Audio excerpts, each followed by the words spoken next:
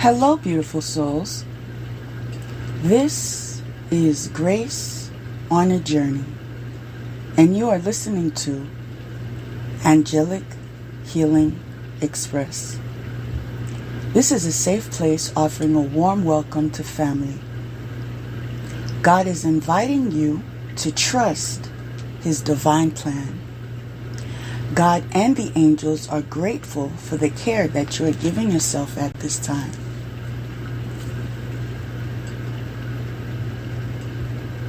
Negativity that attempts to invade the sacred space, I banish you away with the light of my grace. You have no hold or power over here. For I stand and face you with no fear.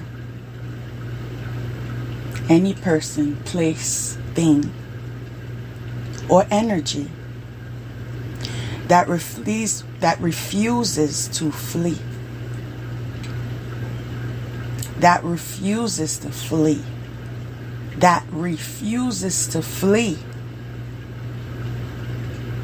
as I demand it to be,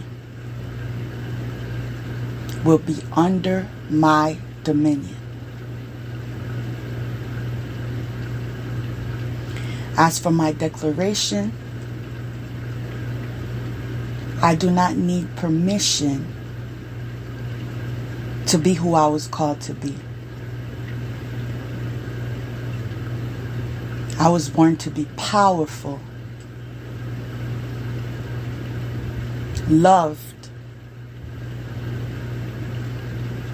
transformational,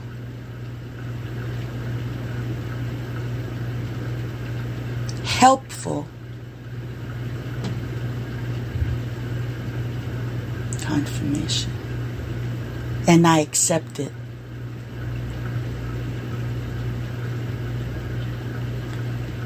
The spiritual realm continues to support me. I aim to remain open-minded and expand my soul to know God, my angelic teams, and all those that support me spiritually on a heart level. I am called for a higher purpose, to explore my life, master my lessons, and to heal out loud. A sincere welcome to the newcomers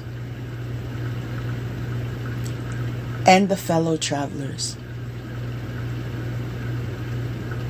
extending love, light, hope, and a plethora of new incoming memories in balance and truth. You are appreciated. You are cherished. You are loved.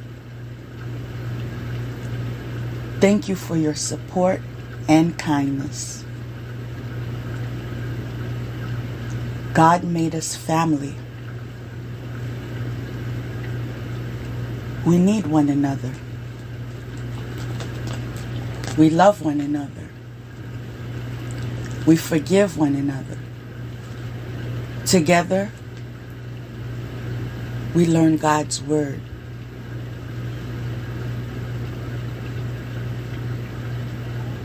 Together, we appreciate His order. Together, we grow in truth. Together, we love all people. Together, we serve our God. These are our hopes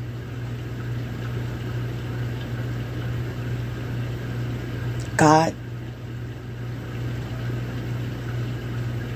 please help us to obtain them. If I didn't define myself for myself, people would miss the opportunity of witnessing prophecy in the making and a new day awakening. Fulfilling my soul contract includes teaching others that humanity meets you at the depth that you know yourself in love. The route to manifesting your highest potential is birthed as we heal ourselves. Now for our protection prayer. I dwell in the bright divine light. All goodness is attracted to me for my highest good. I am attuned with the divine love and divine goodness, and so I give thanks.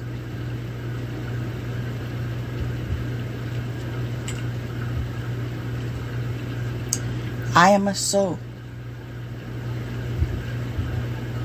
I am not this face or this illusion that you see. I am a spiritual being having a human experience. Powered by God. I am divine. I am intuitive. I am expression. I am love. I am powerful. I am innovative. And I am safe. Balance is the fruit of the universe. As I align my higher self to God's plan and live my life out loud, as waves of better days flow on my journey of grace, my story of God's love and healing favor will surpass all efforts of oppression.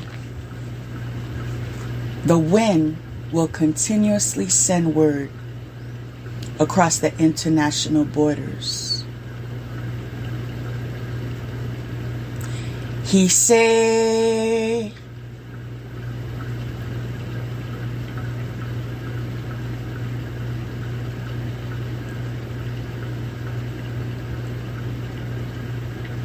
my spiritual children are precious gifts from God, destined for a higher place.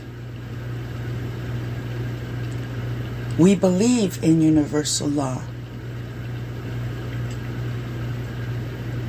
We believe life is a journey. While on this journey, we go to school.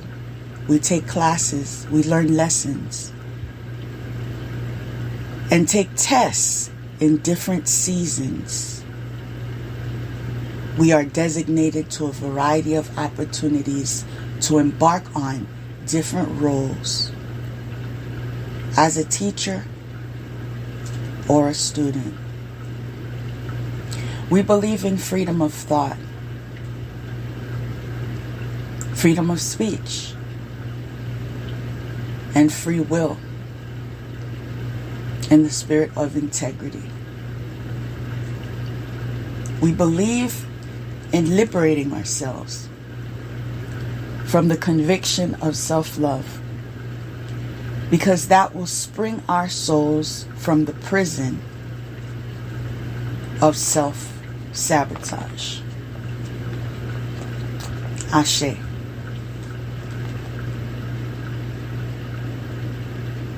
Thank you for tuning in.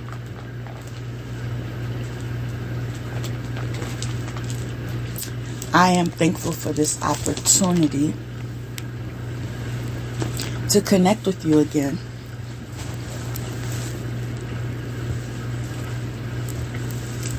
I have so much to share, and I feel positive about this episode. Many times before, I meditated regarding what I share with you on these episodes. And every time when I think that I said everything that needed to be said,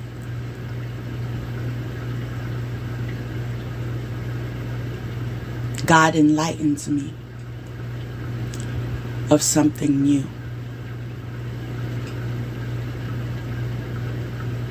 I've heard something similar said about the Bible, that you can read a verse and it means something to you because it is in relation to something that you're experiencing.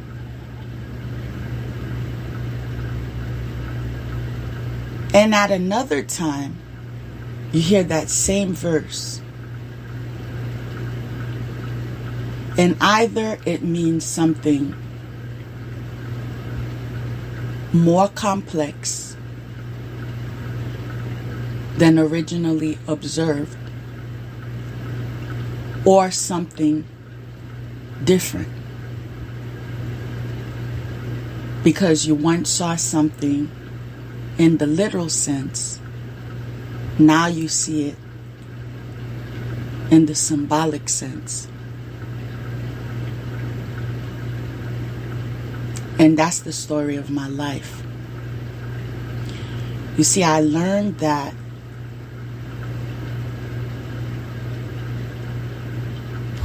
my healing work is the key. Confirmation outside. My healing work is the key. And I do this healing work, confirmation, by slowing down,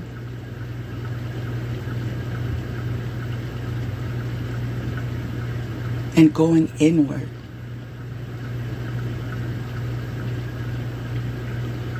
Remembering things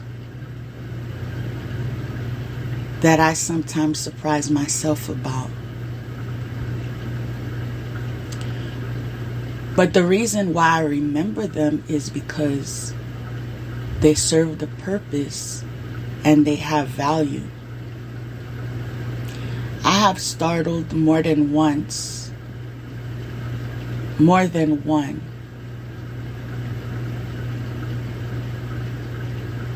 relative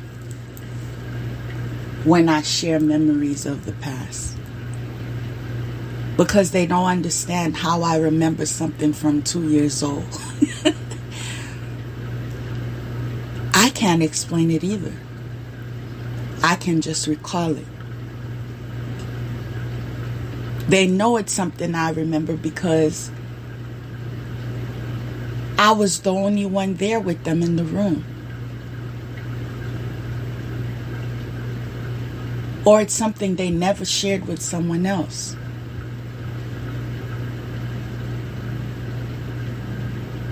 I've also had experiences of going to a home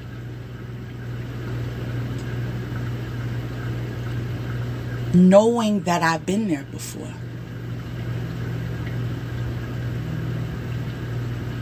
And it's impossible that I've been there before because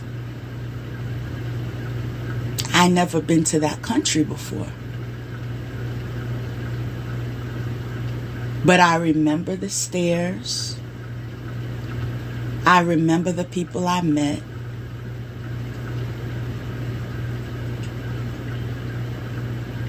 I even remember specifically the accessories that they were wearing, the clothing that they were wearing.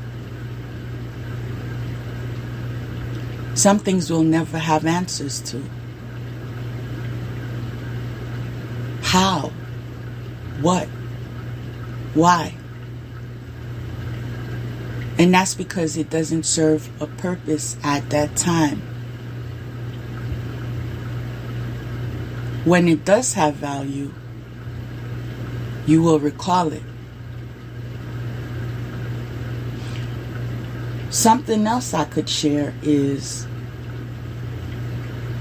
I always advise you to write down your dreams, your visions, and I do my best to keep up.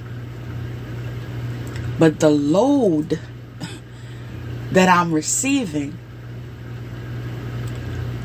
can cause me to keep writing all throughout the day until tomorrow and the next day and the next day. That is the quantity and the quality that's being delivered to me. However, I am very thankful that what I did not write down as yet still pops up in my memory when it's supposed to mean something. When it's supposed to serve the purpose of clarity or understanding and so forth. So don't pressure yourself in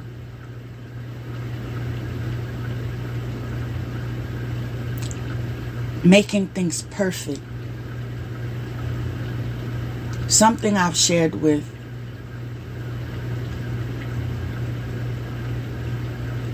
many of you before, especially in my previous episodes, it's not about perfection.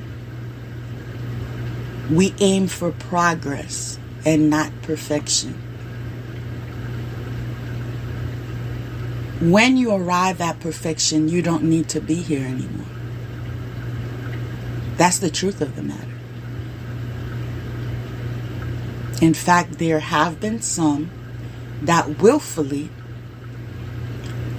and I'm speaking of a guru in particular, that willfully was in the belief that he's mastered himself.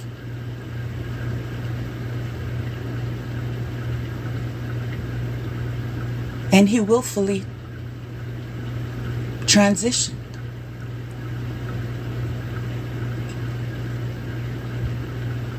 By way of yoga. He let go of life.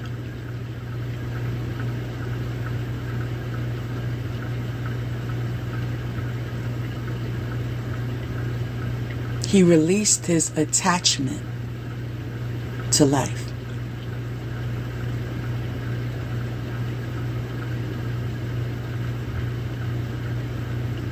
Does he believe it was the end?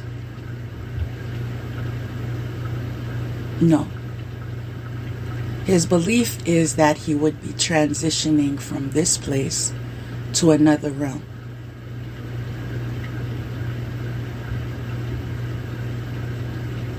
I personally leave that in the hand of the beholder.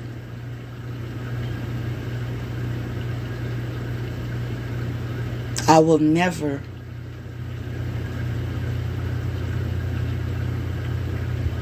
welcome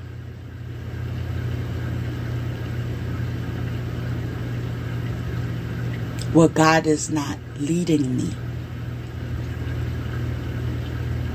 to do.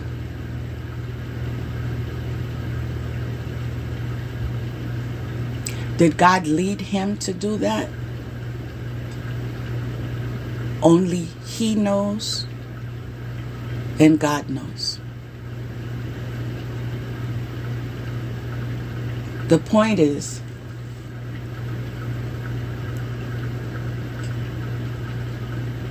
the mind is very powerful. What you believe is what you are.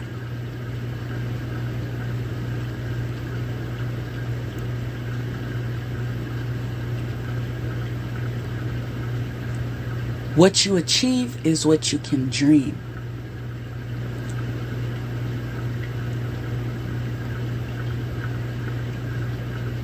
What you manifest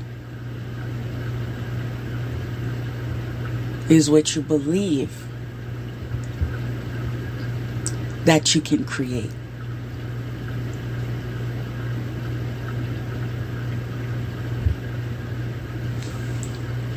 To be quite transparent with you, today's title could be a variety of different directions that I can take this.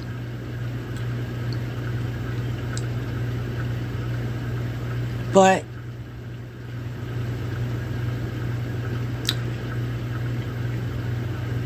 I chose mapping your way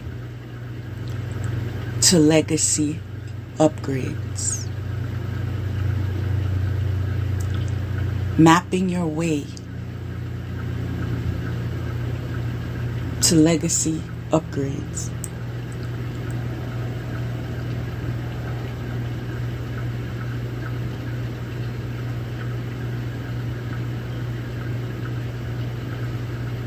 Before I get into that further, I'm being reminded that we should do a wellness check, because we haven't done that in a while collectively. And we're going to do it by utilizing the questions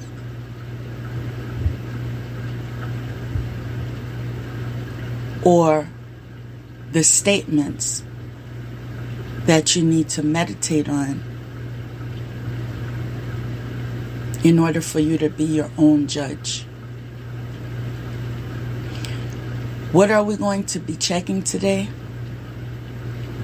regarding our wellness?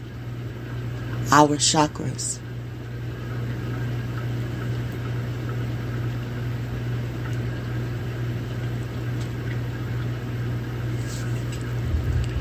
Now, the statements I'm going to share with you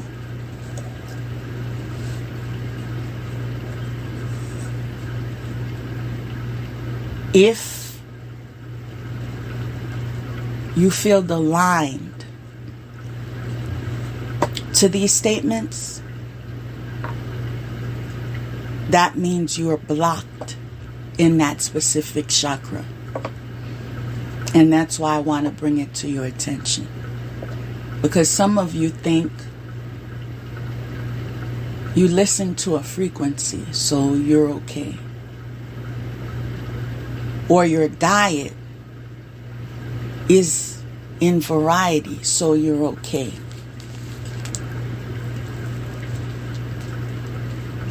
Or you participated in some form of Reiki, so you're okay. Hearing a frequency just as I said it. So there's a message for you here.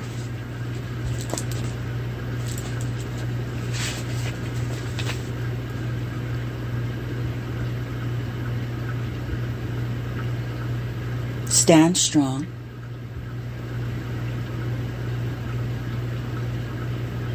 You're being shielded and protected.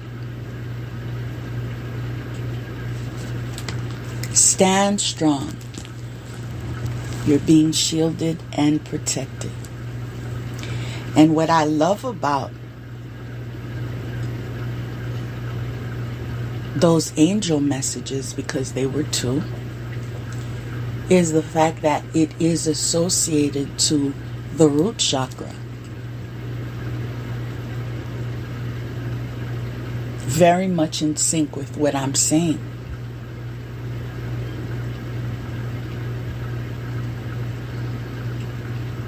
Stand strong. You are protected.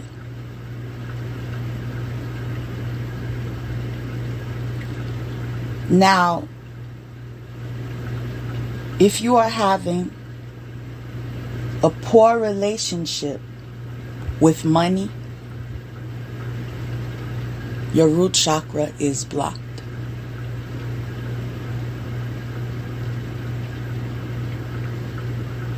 Are you having issues budgeting? Are you having issues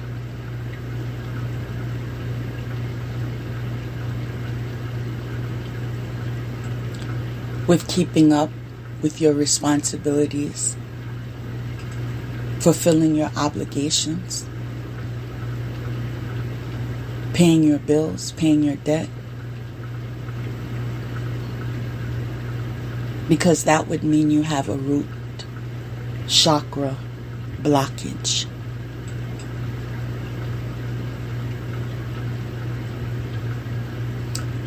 This is also associated with you feeling safe, with you feeling secure, with you feeling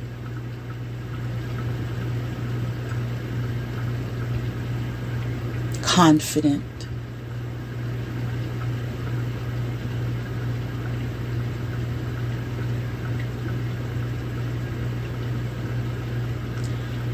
Blocked sacral chakra is when you have a lack of creativity.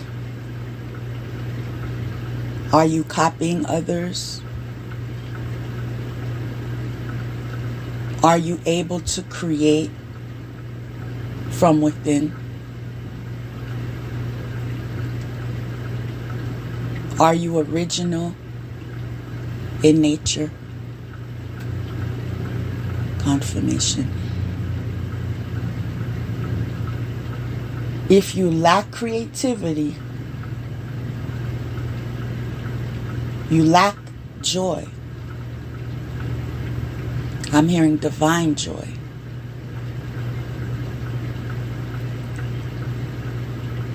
You lack pleasure, divine pleasure.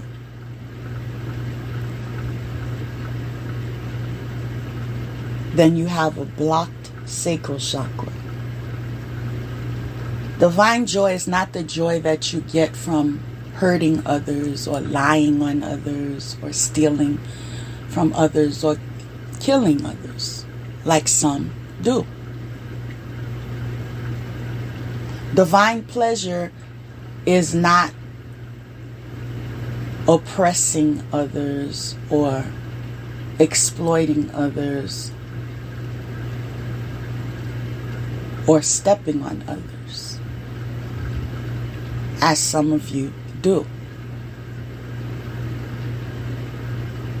So this is to awaken you to the fact that you are blocked. Your sacral chakra is blocked. This is why you're having issues with your fertility. I'm hearing physically and spiritually. Now, those of you that are saying, but what if I continue in my vices, but I listen to frequencies? And my response would be, what if you continue being in denial? It's just as the person that suffers from anxiety, who believes that they can sit down in front of a psychiatrist and be prescribed whatever script that's being offered and believe that would be the end. Confirmation, the end of their struggle with anxiety. And The truth in the matter is that is incorrect.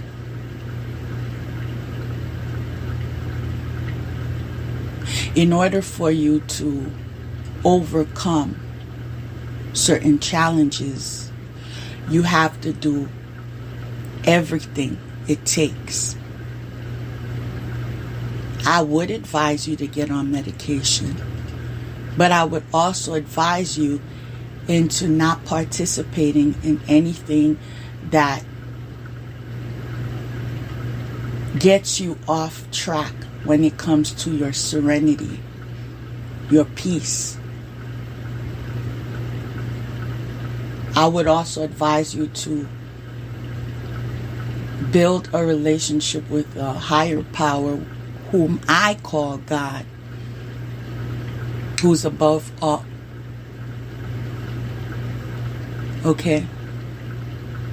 I would advise you to get your rest. Eat balanced meals. Stay hydrated. Take your supplements. Take your medications. Be in environments that are conducive in areas of your well-being. Detach from people, places, things, and energies that are not in alignment with your highest good.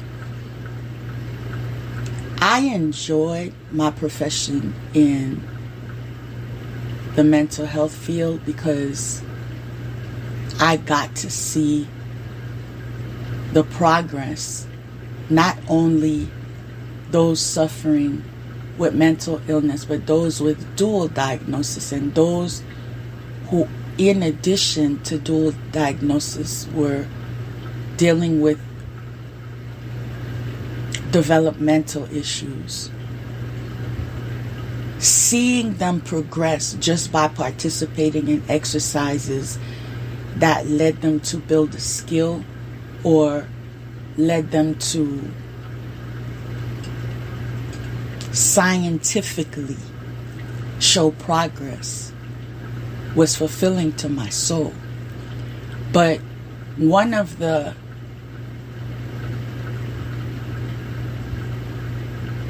moments where I knew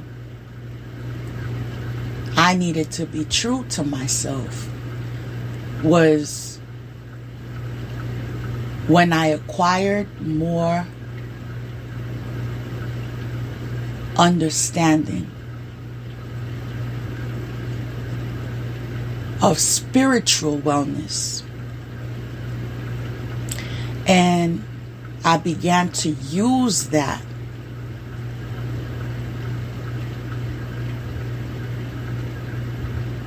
form of direction when it came to my lifestyle. I felt not sharing that part of my awareness was somewhat of an injustice, because here I am in the position to show you how to rehabilitate or rebuild yourself or heal yourself, but then I'm advising you to keep up with your medical appointments, which you should, journal, which you should, attend support groups, which you should. However, the spiritual side of it cannot be excluded, because you are a spiritual being having a human experience. And in these types of settings, many times you are trained and directed to follow the curriculum that's provided for you, that is state approved or organization approved. You deal with politics in relation to board members and funding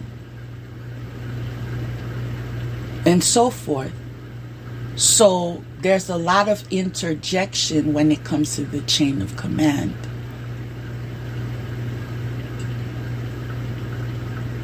Although I did end up moving in that direction, where it came to be, it allowed me to be more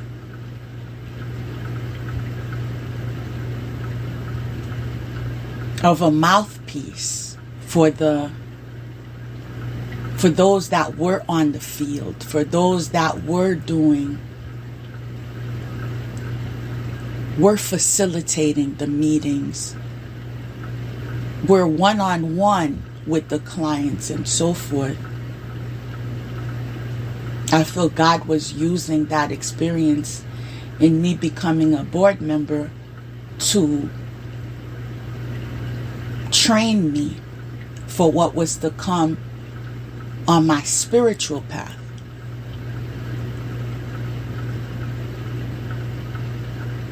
See, I started from the bottom. I didn't apply for the job.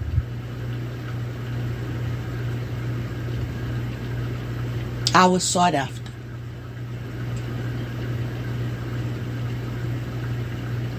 Someone saw the change in me when I began to heal from the hurts and pains that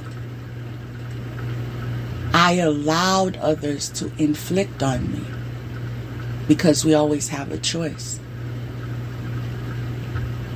And she had the kindness to say, I see a leader in you.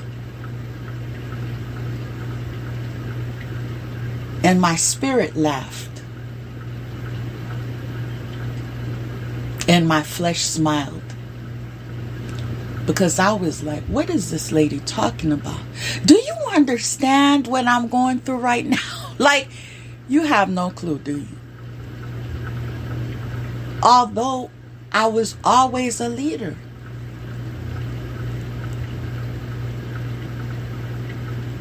Even in childhood, I was the class monitor. And then when I got to get into the work field, I was the teacher.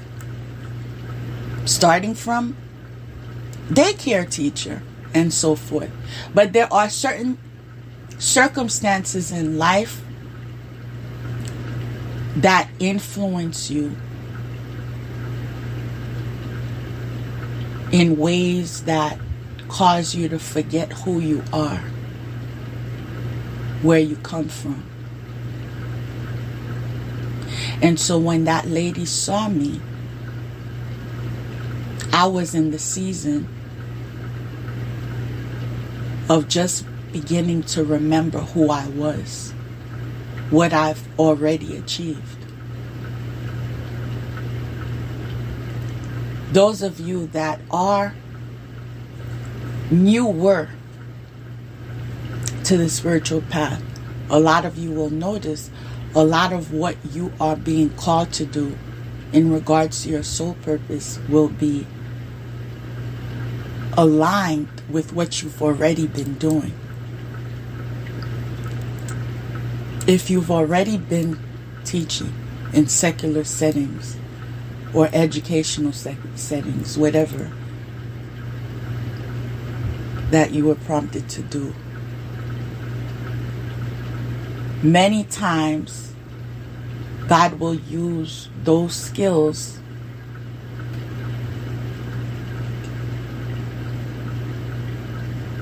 in His mission. There are certain things I utilize today in my communication to you or my understanding of you that I was taught in my junior year of high school as a peer counselor. It's when I started training.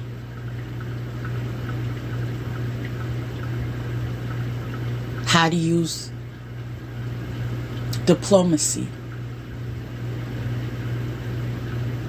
how to communicate without attacking, how to set boundaries,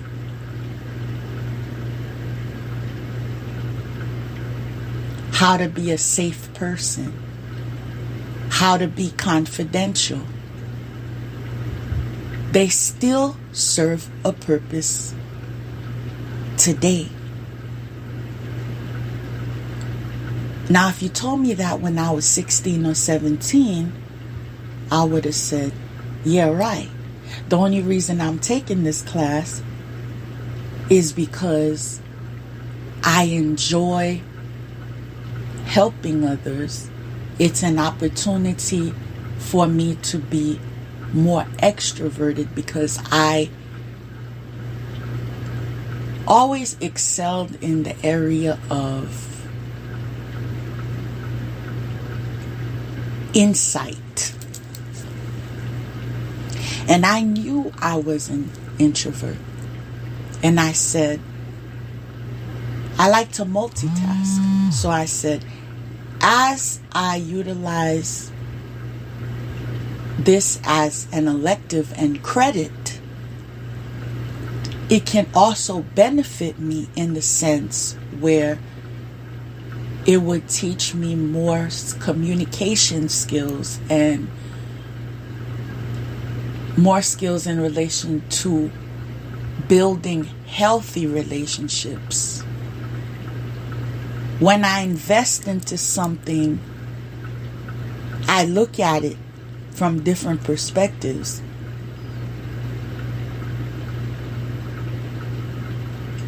How will this challenge me? Because if this challenges me, it will help me grow. I'm not going to even hide the fact that as a young adult, I felt intimidated when it comes to substitute teaching. Because here I am, 20, 21, 22, whatever the age. And I would be responsible for seniors in high school. When I am and was very sheltered.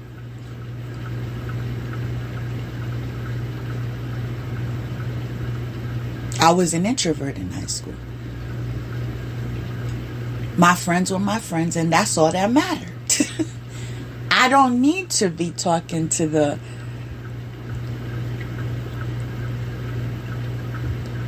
jocks or the popular people, or it wasn't that type of frame of mind for me. It was, I'm here to get a diploma and get out. Right? And the people that mattered. So, how I achieved my decision as far as the workplace was concerned is I trained myself by taking one step at a time. I began in the area of Head Start, preschool. Then when I got confident enough, I went into elementary school. Then it continued to middle school. Then it continued to high school. Then it continued to adult education. Yes, adult education. And then when I started college, it continued to my peers again in the university setting.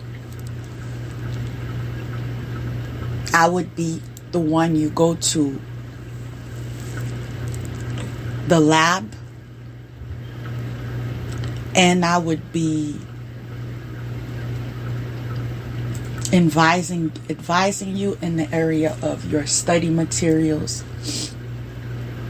or how to use certain technology to complete your assignments when it came to software or whatever. I had to be trained for all of these things. But it happened little by little. I didn't have the confidence to do it. And that's one of the reasons why I find so much humor when people look at me and are in the belief that she's soft-spoken, so she cannot handle aggravation. Do you know what substitute teaching is? Do you?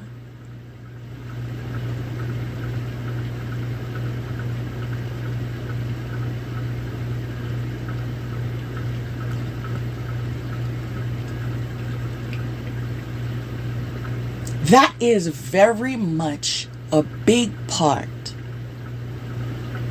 of who I am today.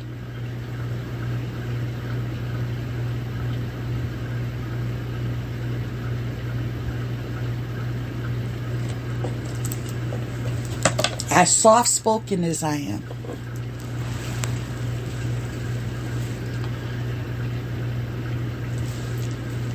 there's period 1, period 2, period 3, period 4, period 5, period 6. Okay, so you don't have the same group of students all day. You get another batch of students on the hour. There are times you have to call security.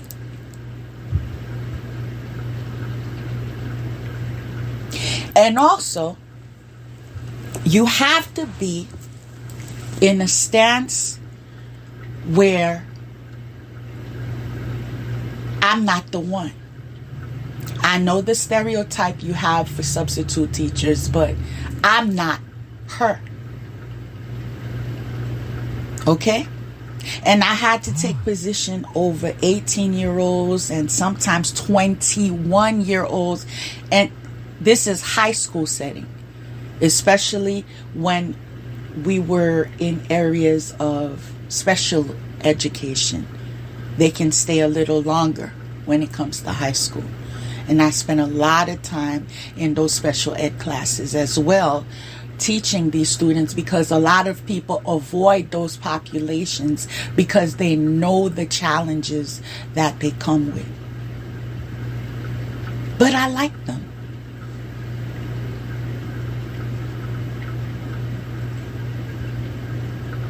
This is not something that was taught to me. This is just my heart. I like that population. Most people in such settings are there because they enjoy helping people to progress, because you can see the progression, because they don't have issues regarding their ego that get in the way. So you could train them little by little, step by step. And you could be there to praise them every time they do something else that got them some type of elevation. You know, I was a part of that.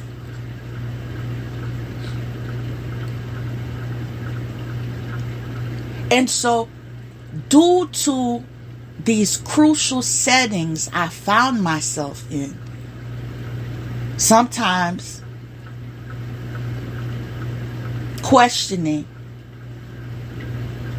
why didn't you quit yet? Like, I remember having conversations, man, and, you know, calling my friend on the phone and, like, I don't even know why I'm here, for real. Like, I could be doing this, I could be doing that. I have a degree, and it was like, yeah, but you're responsible though. You're not going to leave until you find something else. That's who you are. And the truth of the matter is, as challenging as it was, I loved it. I couldn't get enough of it. It was a professional relationship, but I enjoyed seeing these kids. I've had some kids in my high school classes that I've had in daycare. 2 years old. And they walk into my room in high school and I'm like, "Hi, Bill. Hi, Martin." And they're like, "How do I know you? Where do you know? Do you know my parents?" And I just remind them, "Did you attend such and such daycare or such and such preschool?" "What? You used to be my teacher?" I even had students laughing at them. "Oh my gosh, she saw you without your diapers on." So like I said, I'm a people person. I'm a community person. When I'm not teaching, like we would have break, summer break, you would find me working at the children's centers. On Christmas break, I'm the person that would be at the festival drawing a reindeer on your children's face, or making the balloon figures for them. Or I'm very oriented in that manner. And it came with challenges. Sometimes it came with nasty people that didn't respect themselves. Many daycare teachers can testify when you bring in your kids to daycare, and sometimes dad brings the child or sometimes mom brings the child. It's very common for dads to make a move. "Can I give you my number?" They know you know their wife or their baby mama, that you see them every morning. But they're so intelligent. "Can I give you my number?" Or else they bring their friends in, introduce you. So if you don't have your head on your shoulders right, then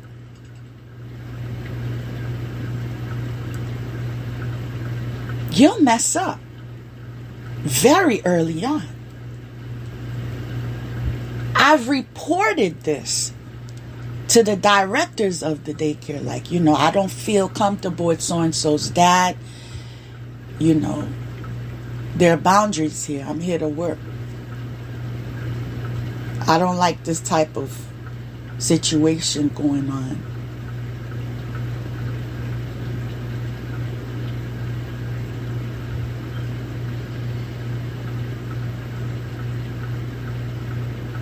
I just paused for a minute because I remembered something.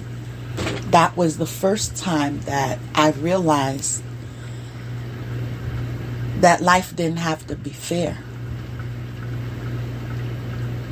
When I made that complaint of, I didn't appreciate that so-and-so's father will not respect my boundaries, and I told him I'm not interested in him in that manner. And about 2 days later, the director was like,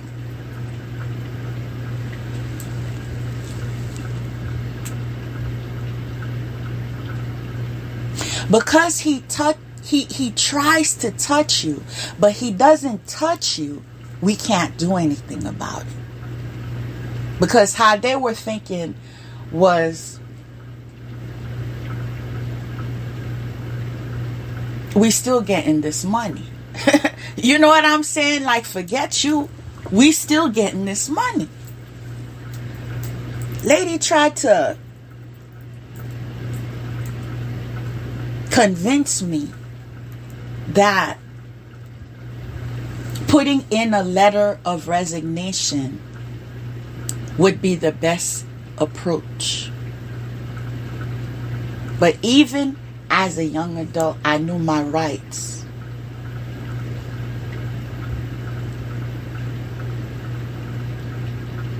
And I stood on my ground.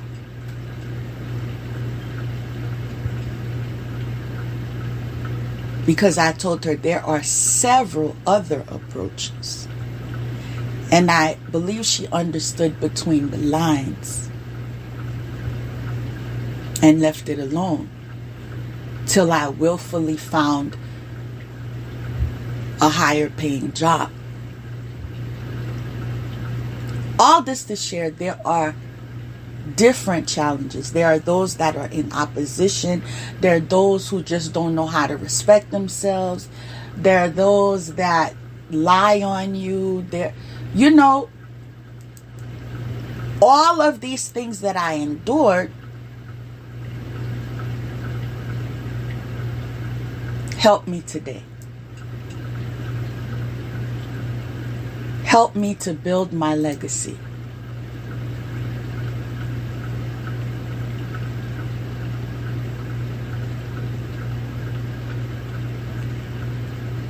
People like to hear the end, especially when it appears promising.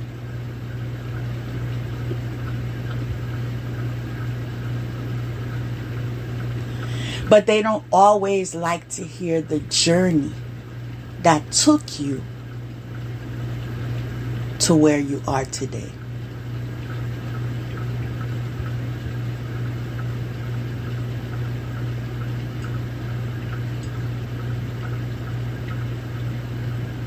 I can say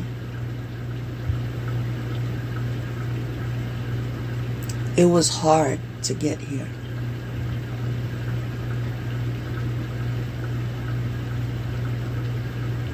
There are times I wanted to give up.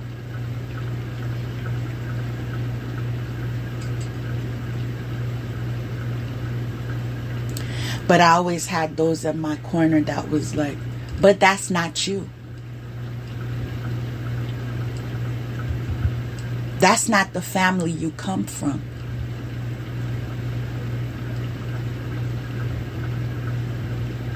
As I said, sometimes we forget ourselves. And those are the times we need safe people around us to guide us in the right direction.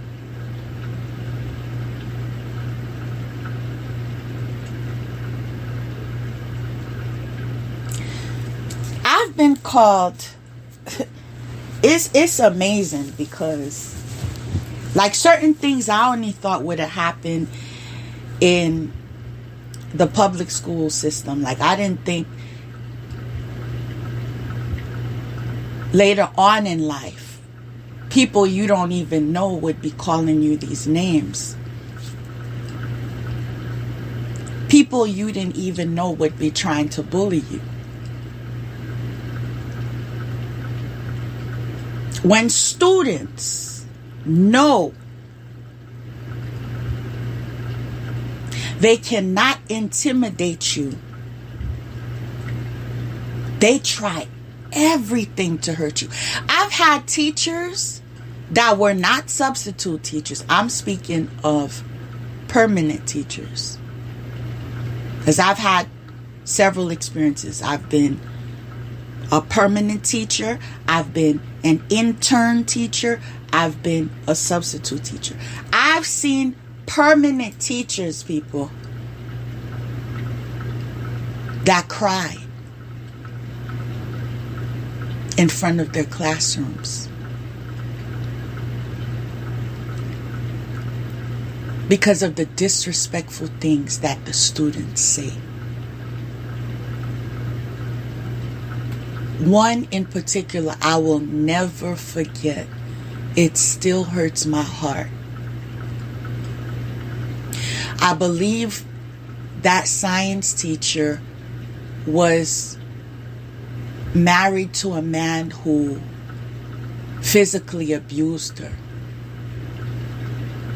She came to work with a black eye. She put her glasses on. She came to work.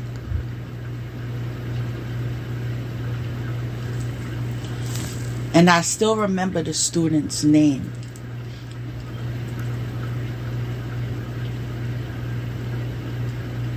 Because it's not a common name. Forrest. His name was Forrest. And she was redirecting him to do something. Like, get back to work. You're talking, you're wasting time. You need to get back to work. And his response was, that's why your husband beat your... He need to give you another...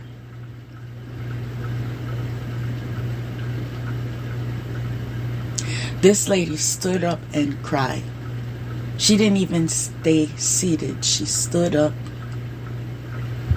and cried in front of the classroom.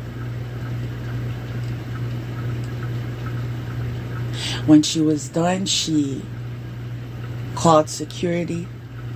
He got suspended. But these are the frustrations that teachers go through.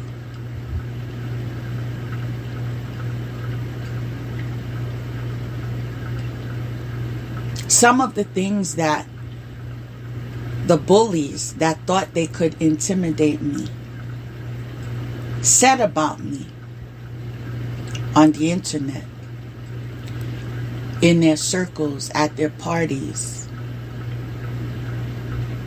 These same students said about me.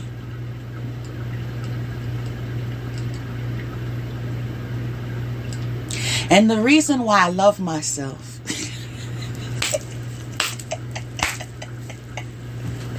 is because I never let them get away with it, honey. No, honey. You know where I'm from? Do you know where I'm from?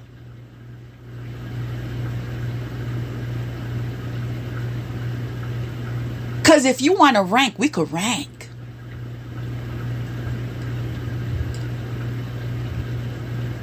So, here I am in the classroom. And this student I never met before. This student I never met before was like, hey, you look familiar. You look familiar. And to make this clear, it's no different from one of those magnet schools that people feel like they have to get on a waiting list. Oh, they're intelligent there. There's an A+. Child, that was an A+ school. That wasn't even one of the schools that you go to in the ghetto or, in a neighborhood of a lower class neighborhood. This was a school where people have to sign up on a waiting list for like 2 years. Why do I know? Because I signed up for it. To have my child go there. Even after that incident, to have my child go there because it was an A+ school. Later on, I found a better, much, much better opportunity for him. And I got him in that setting instead. But getting back to the subject at hand, he said, you look familiar. And I said, really? We've never met before. I don't know you. And I said, nah, you ever go to Miami? And I looked at him and I said, I haven't been in Miami in a long, long, long, long time. So I don't know what you're talking about. Because I don't go there. And he said something about, I can't even say it with a straight face. I cannot even say it with a straight face. I'm trying, y'all. He said something about, you know a place called 79th Street?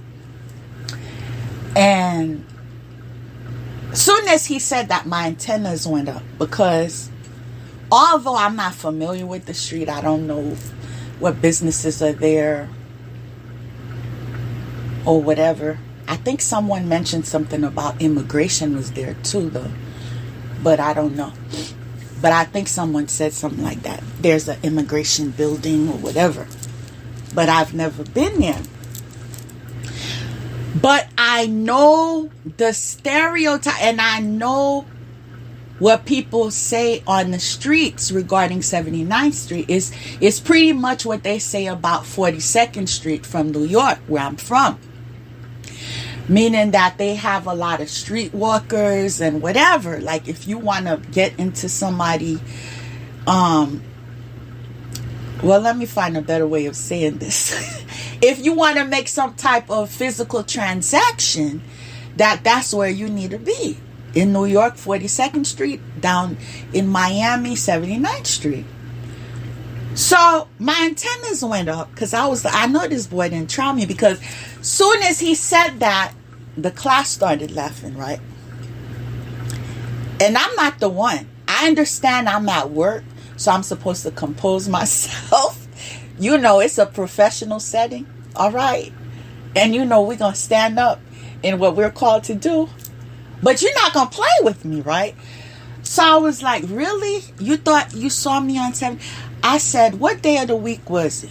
he didn't know where I was going. Child, I didn't know where I was going. Because sometimes it's after I say it, I realize what I said. Because when I told my friends, my peers that are also educators, what I did, they was like, oh my goodness. It was like, was it Wednesday? He said something about, I think it was Wednesday or something like that. And I said, nah. So you saw me this Wednesday? He said, yeah. I said, I wasn't there that Wednesday. I had switched up with your mama that day. It was after I said it, yo. I didn't even think about it. It just slipped. I said, no, I think I had switched with your mama that day. So I think it was your mama. And the entire class was like, she don't. We like her. And so that's the kind of relationship I've always had with my classrooms, where people see me and they're like, okay, we're going to try this lady because she look quiet or whatever. And we're going to have her cry, or we're going to have her shut up and let us do whatever we want to do, because she's not going to, this is a free day for us. Our teacher's not here. It's a free day. She need to shut up and leave people alone and blah, blah, blah. This boy just got flushed in his face and didn't have nothing else to say, because he was like I wasn't expecting that from, like his head went down and he just walked away and sat down all the way in the back of the classroom. Never heard a peep from him. You see, you have to learn how to adapt with the community that you are with. Because there are some settings in the upper class neighborhoods or communities that have different problems.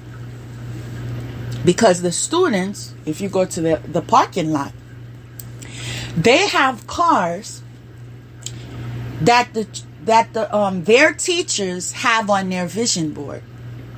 Because their parents are rich, so they're driving this car and that car and whatever, and the teachers are driving whatever they're driving. So they tend to be obnoxious. So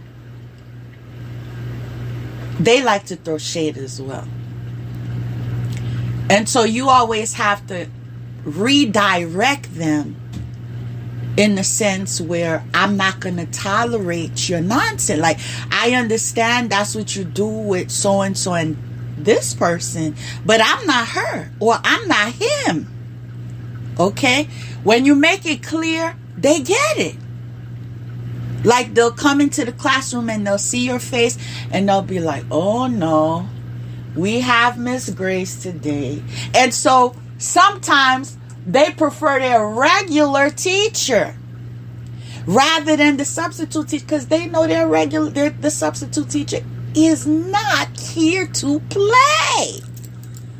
That's the name I kind of built for myself in that type of arena. And that when I say arena, I have my reasons to say arena. Okay? Confirmation. I have my reasons to say arena.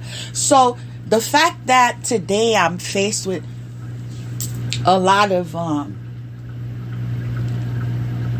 challenges, right, is just what I'm used to. That's all I could say. Do I like peace? I love peace. But I always had peace when I was in those settings too. Because I know I have to deal with your nonsense for period 1, period 2, period 3. But I know lunchtime's coming. And I also know I have a free planning period that I don't have to deal with your nonsense either. You understand? So it's like I learned to balance. Okay, I got to deal with them for now.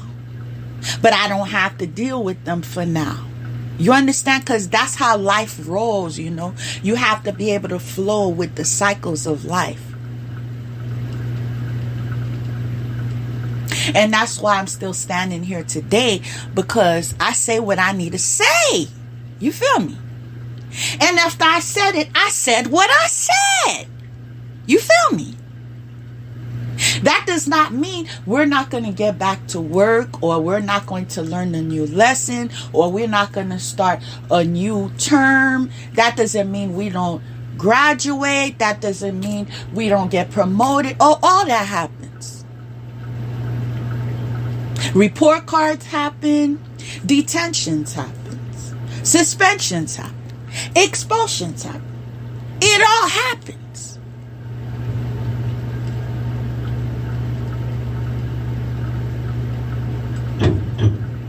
Now, there's a principle, and my principle is God. And He teaches me that I have to follow the principles, which I have no issues with. None at all. But I also know I'm not on my own, because when I need to call security, all I need to do is push that button. Security comes. Goodbye. I've said it many times before in the classroom. I'm not here for that. I'm here to teach you this lesson. I'm here to help you do this assignment. But the nonsense, that's what you need to give to mom and dad. I'm not here to collect gray hairs. Just like that.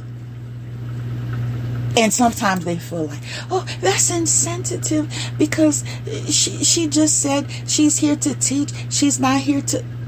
Honey, I am not your mom. And I am not your dad. It's time we make peace with that.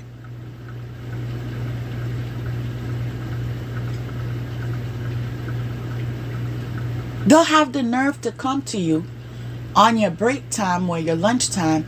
Oh, can I come sit and have lunch with you? No, you have a cafeteria. Goodbye. We have a professional relationship. There are boundaries set. I'm not going to be the one that you're going to say you're going to come sit down with me during lunchtime, and then next time you'll see me on the news because you accuse me of this. And no, honey. The cafeteria is over there. And that was it. The only time a student would have more of me other than the classroom is if I see you hurt. All right, you don't need to be crying, but if I see you're hurt, I'll go to the cafeteria and I'll sit with you and we'll talk about it. Especially when you come with respect. Those of the students that were too grown to, follow the rules or show respect, I guess you could go to the guidance counselor.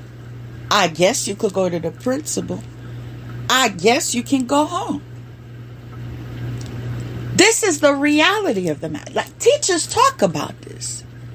Like, the troublemakers of the classroom. When they get into issues, like others try to bully them, honey, that's when they're looking at the grade book. That's when they're writing the board. That's when they're grading the test. Oh, I didn't hear nothing. I didn't see nothing. So I can't say nothing. But if you're one of those students that show love, I didn't say that kiss up. I said that show love in the sense you respect. Okay? You respect. Let somebody play with you and that teacher will be like, no, you're not going to play with her. You need to go sit over there or else I'm calling security right now. And that's it. But if you're one of the main ones looking for trouble, that's when you calling another teacher on the phone. When can we meet so we could do our lesson plans together? Because you don't see nothing, because you don't hear nothing, so you're not going to say nothing. And I'm telling you facts. I'm not saying this to win your popularity votes or anything like that. I'm telling you what happens in the real world. How you act is how you attract. If you're problematic and you walk around in the energy of being problematic, yes, you're going to get that pushback every single time. Because people don't have time for that. Understand, I have period 1, period 2, period 3. Hello? I don't get any bonus on my paycheck for you. What you think this is? There's a time for everything. There's a time to be nice. There's a time to be stern. There's a time to be in your authority. There's a time to welcome. You stand at the door. Welcome. Good morning. Welcome.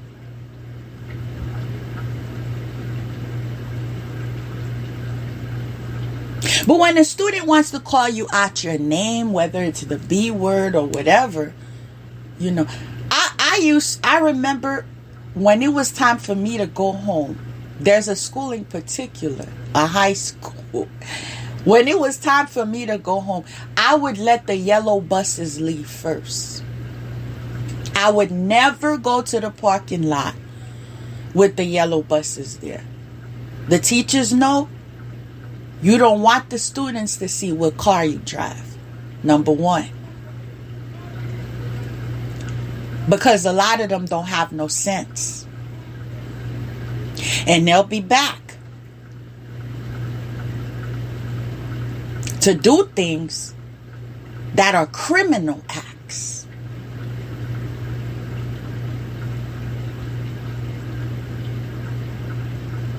Now, in my case, besides the fact that you don't need to know what car I drive, you also don't get to call me out my name because it's a whole yellow bus and I don't know who on the bus said what. Of course, I could stop the bus and get on the bus and, yeah, we got to talk about it now. But why would I want to do that when I could go home? So I would let the yellow buses leave, and then in peace, I go to my car and I drive away. There's always a way. How do you think teachers survive? There's always a way.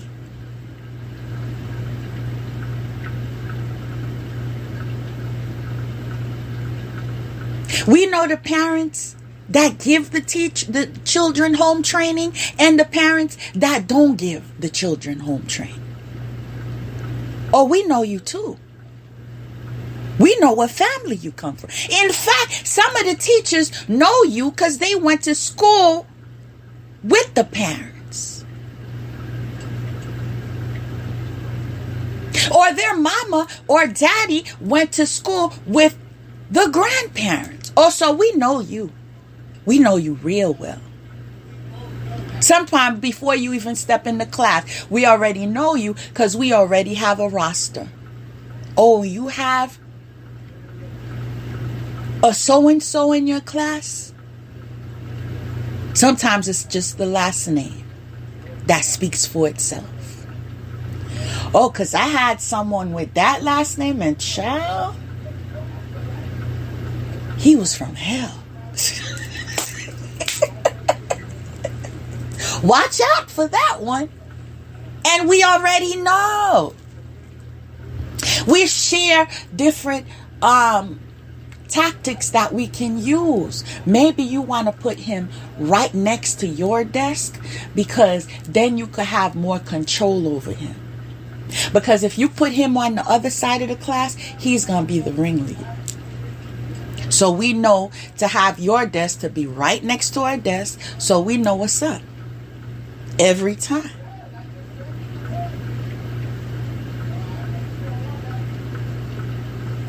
And sometimes you get to know the student on a level where he's misunderstood and you can redirect the student in that area.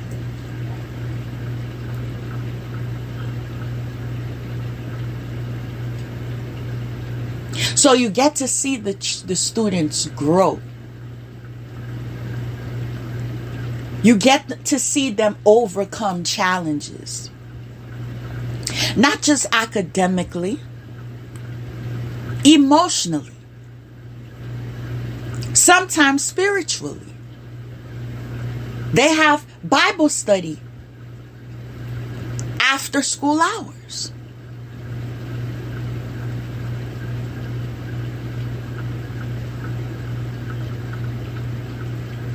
You know who attends these clubs? Sometimes you are invited as a teacher because you're appreciated in that sense. You just need to know how to separate yourself when it comes from that setting. Okay, over here, we're sisters and brothers. Over there, we're students and teachers. You accommodate your environment.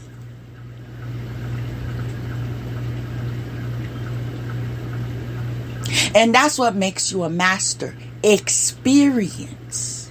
Years and years and years of experience.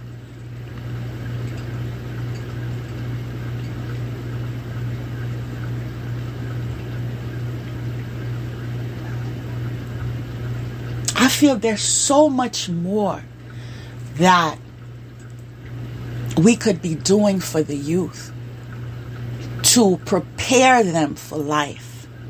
There's so many experiences I've had from field trips that prepared me from. I remember the first time I ever went to a jail, a women's facility, with my high school class.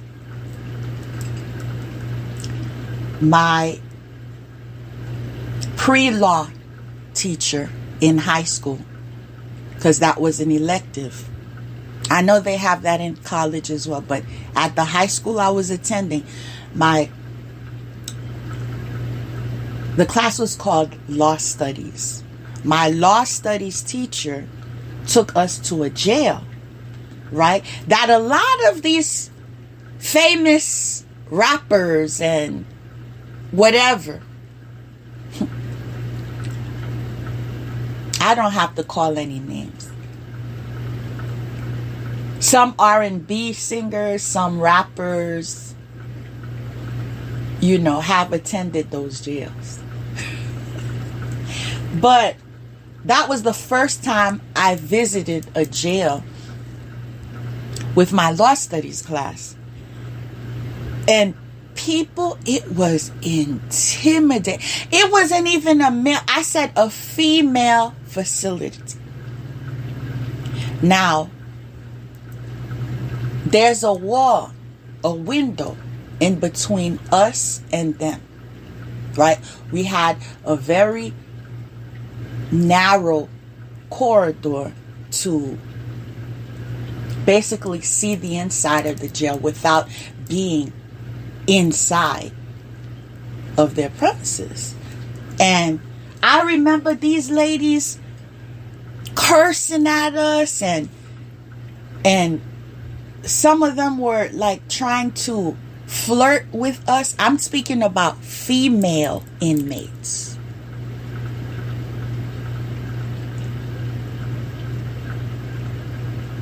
That are flirting with female students.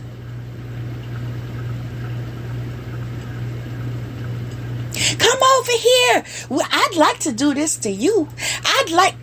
I was in that court. I was like, when is it time for us to go? Like I knew from that experience, and that's why it was a good experience. It was a good experience, believe it or not.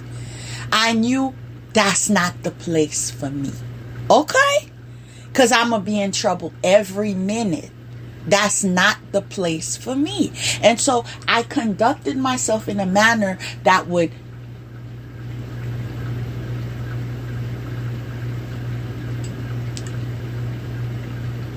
certify, that's the word I want to use, certify that I would never be in that position of being imprisoned. So I know you can do this, you can't do this. You could do this, you can't do this. And I avoided such company. If I know that's what you're about, okay, please back up.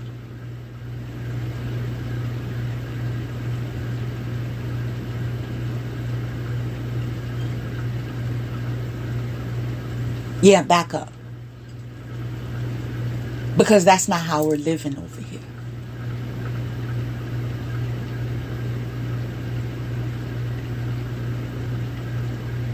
So I'm thankful for all the experiences I've had, even the ones I've had as an adult. Because it just certified that I am who I am.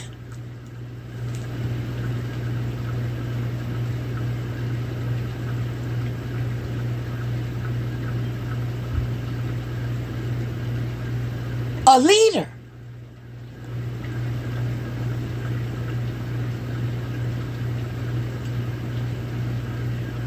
In authority.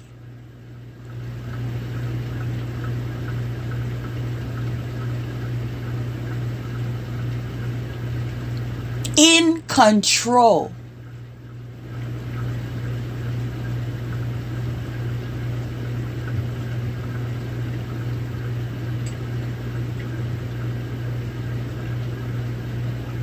You have to be able to face fear in the face.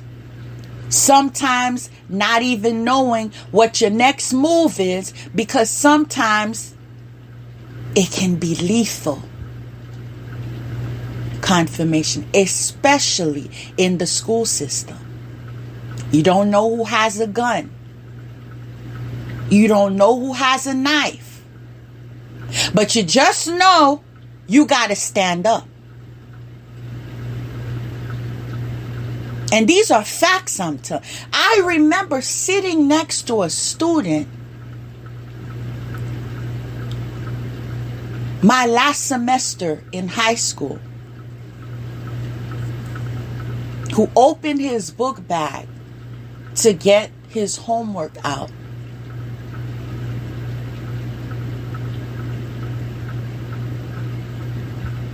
But why did I see a gun?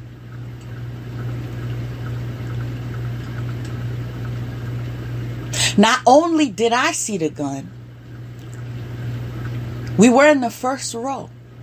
Not only did I see the gun, the teacher saw the gun.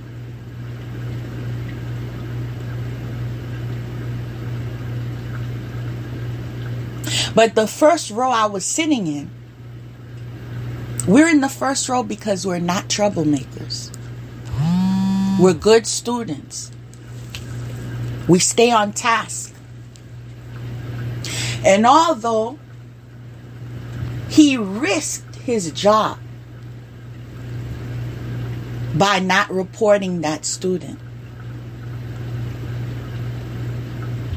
he didn't report the student. Because this is a student that never got in trouble, doesn't look for trouble, and minds his business. So he just approached us maybe 2 minutes before the bell.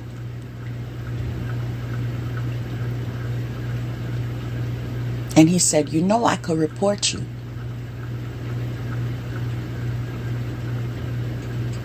And the student says, "Yes, but I only have it because I have to protect myself. You understand what school we go to."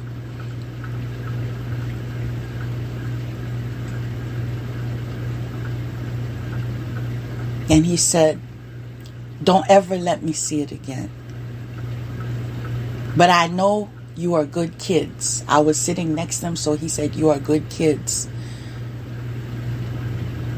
Keep it that way." And that was it. This was about 2 weeks before graduation. Can you imagine him reporting him 2 weeks before graduation, and then he would not even get to walk? He would get expelled. What about his diploma?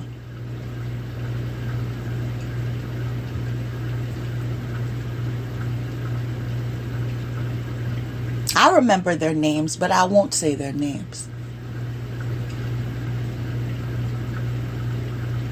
It's not my business.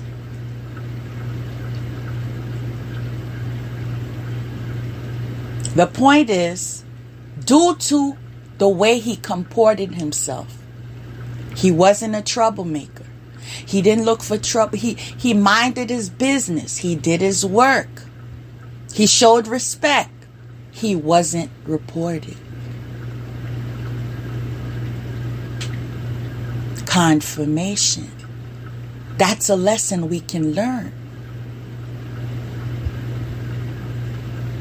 That your behavior pays. Whether it is in a positive sense or a negative sense, it pays.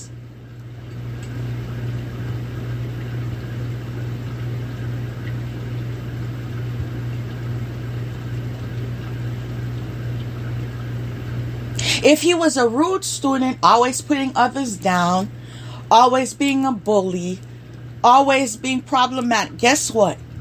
He wouldn't say anything to us. We would just see the officer, because those high schools, well, the high school that I was attending at that time, and I believe all high schools have a police officer.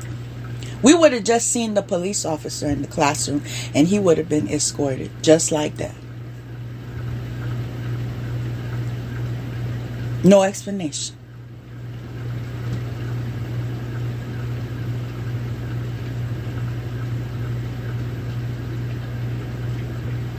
But due to his past interaction with the teacher,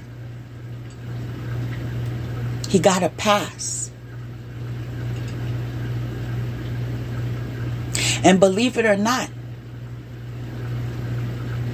that's the same pass all of you chosen ones have. Yes, you are in power. Yes, you can destroy.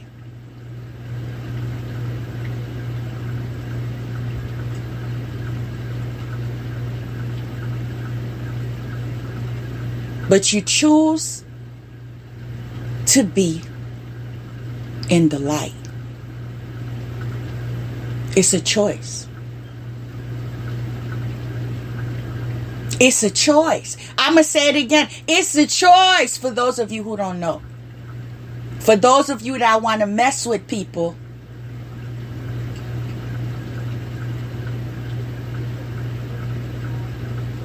because you are not functioning enough to understand it's a choice.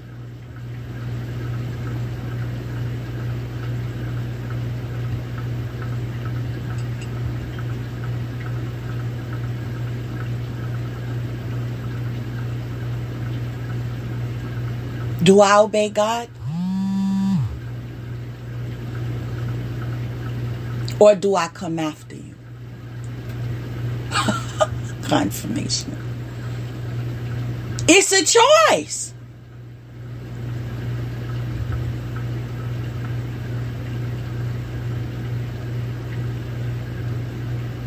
So I choose to say, I know you see this, God. You know what I could say, God.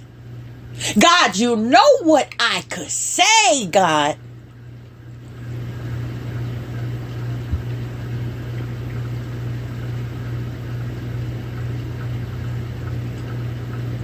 Because some things you could say will have people in the mental institution for the rest of their life. Facts. Some disgusting things that are facts. I'm going to let you handle that, God. Because you know. But I'm going to let you handle that, God.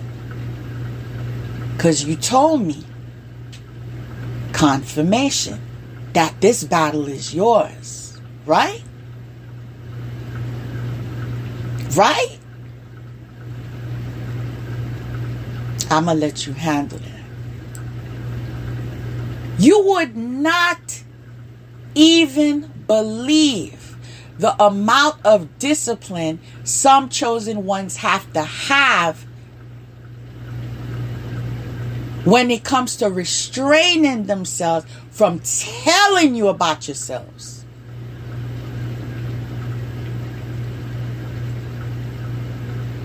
It could get ugly. Like, y'all haven't seen nothing. It could get ugly, y'all. But you're like, let me calm down. Let me count to 3. Let me take a deep breath.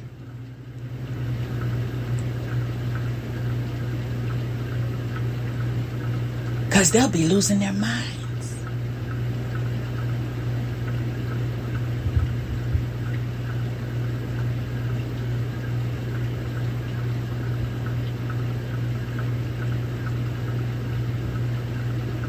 The reason why we have the information that we have is because we have control.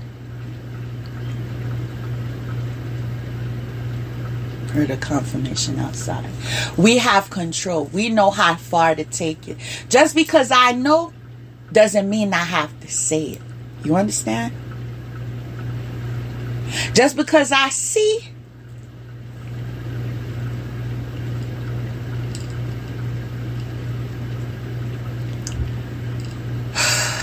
deep breaths.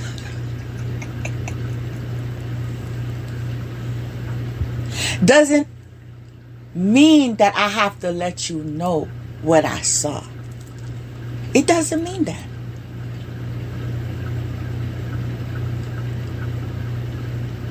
It just means I have privileged information. And I know how to behave accordingly.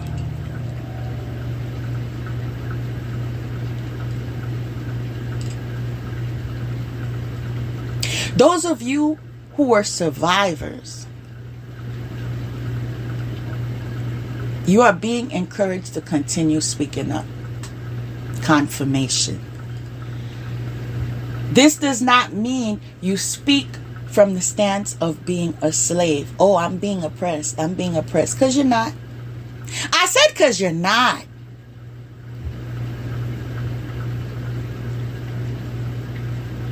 Right now, you're in a stance of progress. So, as you relay your messages, that's the energy that you should be maintaining.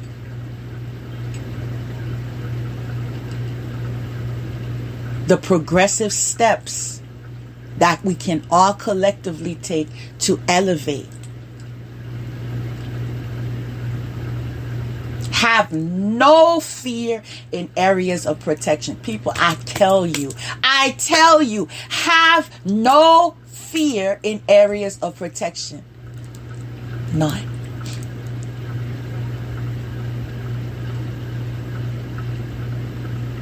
What we're overlooking, this is not only about you.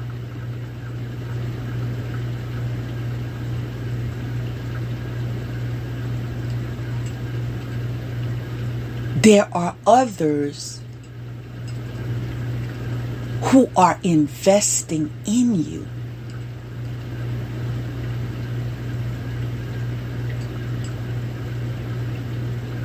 Because your win profits them too.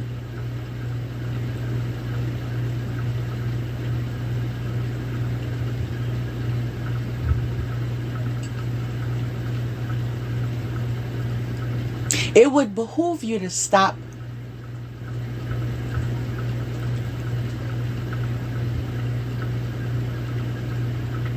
dismissing the ancestors.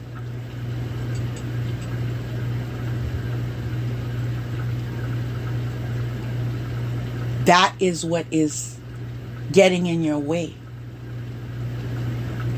when it comes to information.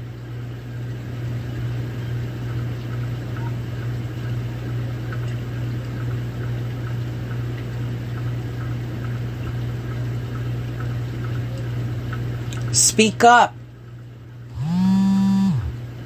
Confirmation. Speak up.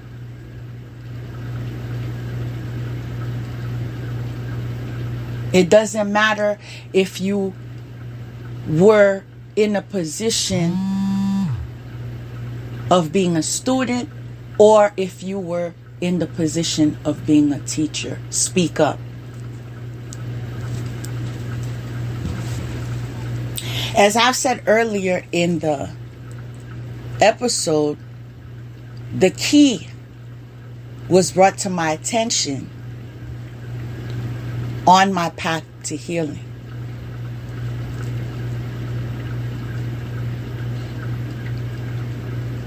I just had to remember. And that's how I got the key.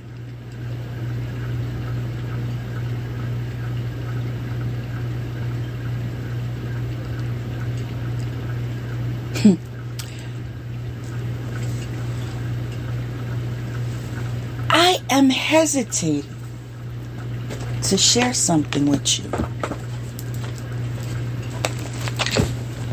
because I feel that I would like some clearance before I do.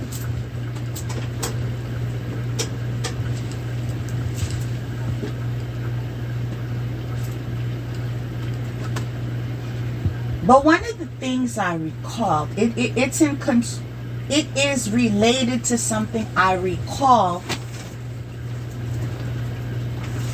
when I was younger and experienced.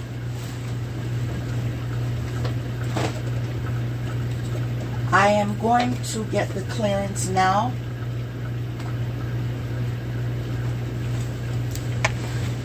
So I know what I'm being guided to do. On if I share this with you or not.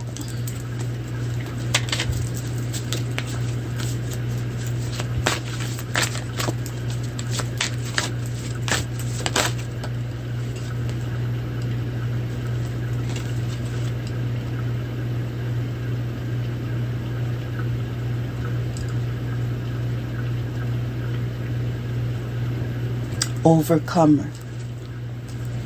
Yes, I am to share this with you. I remember being younger and due to the city that I lived in, sometimes we used the car, sometimes we didn't. And that time, I heard that confirmation prior. That time, we didn't use the car. But I went to the bank with my father and his mother, my grandmother. And at that time, in order for you to enter that bank, not the lobby, there's a section of the bank where you need a card in order to swipe it so you can enter the bank. So I was about 5 years old. And there was a gentleman outside. Now, while you're outside, you could see everything in the bank, in that section of the bank, because it's just a window, so you could see everything. And so that gentleman saw me inside of the bank while my father was doing whatever he was doing. I was a kid and I don't remember exactly what he was doing.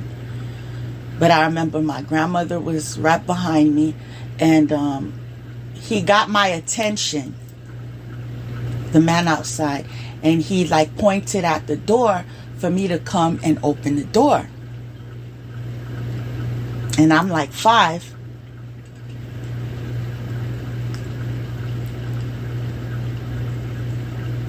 And I just was going to obey and do what he said.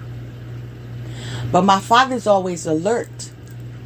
So when he saw me moving, going in the direction of the door, he said, "Where are you going?" And then I said, "I'm going to open the door for that man." And he said, "Come back over here. Do you know that man?" And I said, "No." He said, "Come back over here and stand next to your grandmother." And the man was still outside with a bottle in his hand, right? Probably was drunk. So when another individual came inside, just like in order for you to enter a building, like up north especially, sometimes you got to press a bell and then someone opens a door to let you in. But sometimes when someone else is going in, another person tries to go in that person. And if it depends if the person's aggressive or passive. If the person is passive, they're not going to even say anything about it, right? But if the person's aggressive, sir, you need to use the button in order for you to come in and close the door. It depends on the person's personality. Well, it's just like when I was at the bank, when someone else came in, the individual walked in with the person.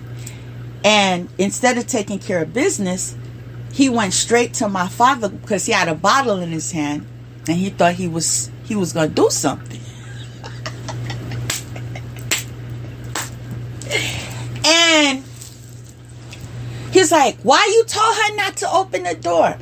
I don't have to hide this. He was from the islands. All right. He was from the islands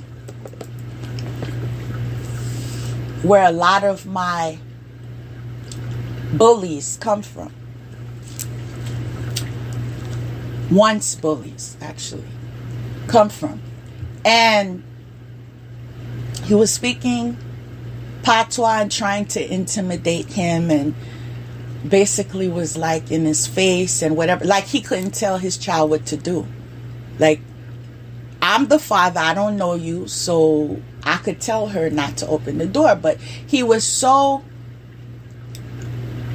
demanding and so arrogant, where he felt confirmation, where he felt he could get in my father's face and basically, I don't know what he was trying to do. Because I know he didn't think he could beat him up. I know that much. Whatever he thought he could do, all I remember is that bottle that he once had in his hand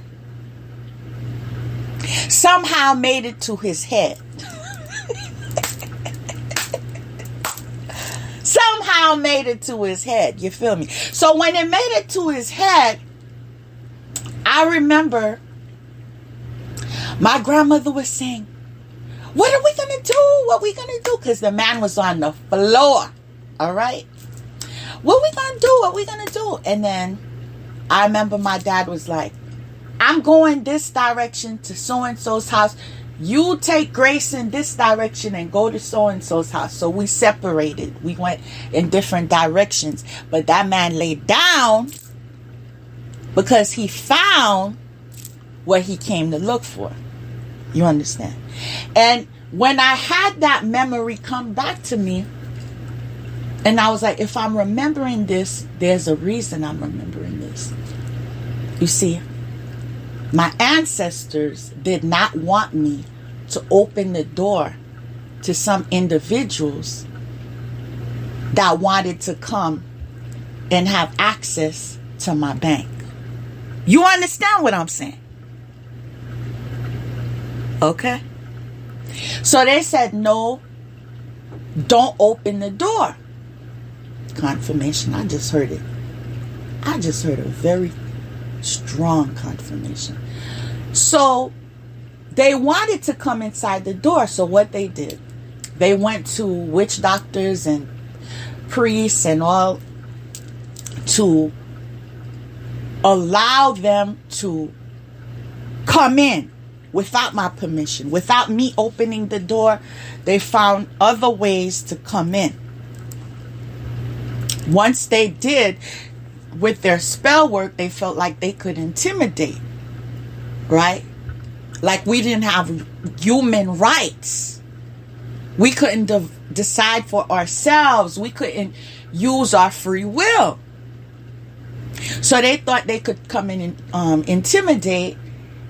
And basically that weapon they thought they was going to use on us.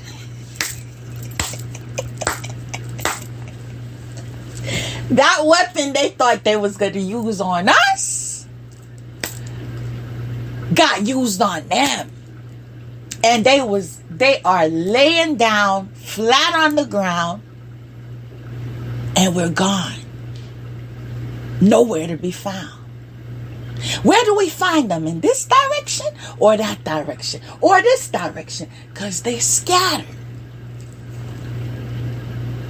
You see, if you take the time to go within, that's why you keep hearing, the answers you need are within.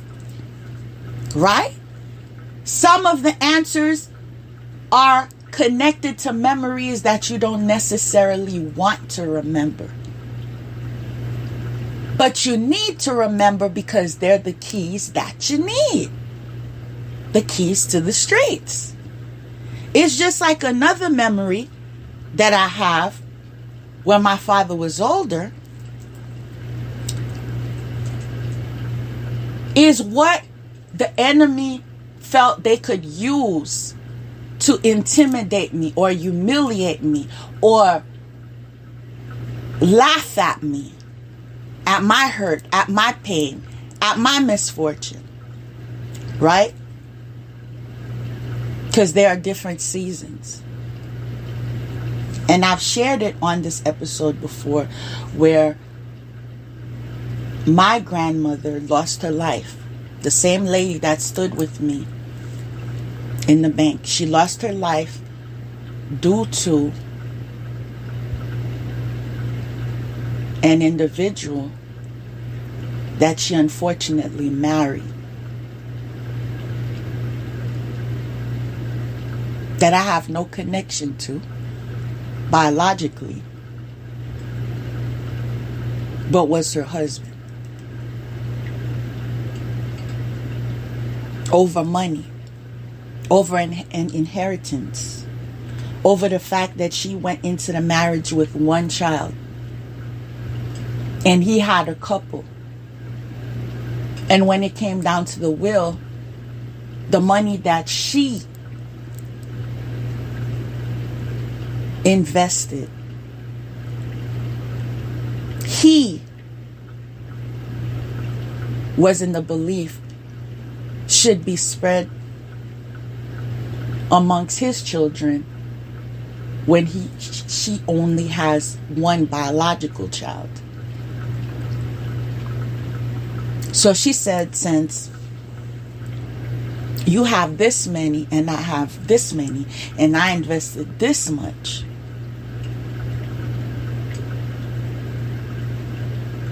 what I left goes to my child. What you left goes to your children. That wasn't enough. He wanted what she left as well to go to his children.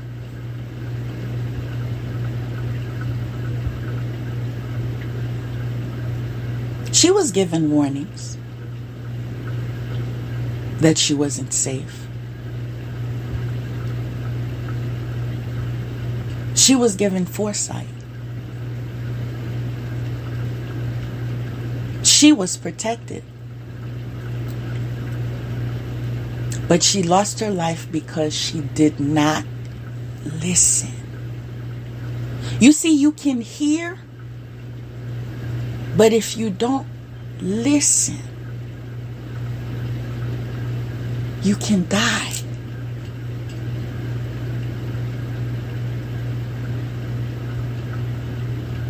You see, similar to us, that's why a lot of what we are being awakened to is associated to generational curses, because you see the cycles repeat.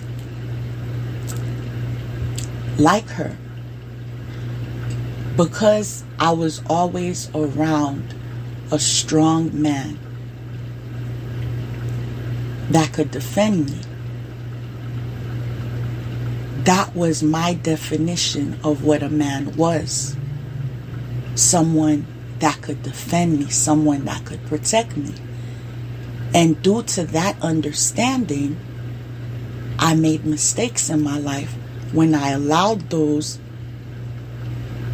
that a lot of people were afraid of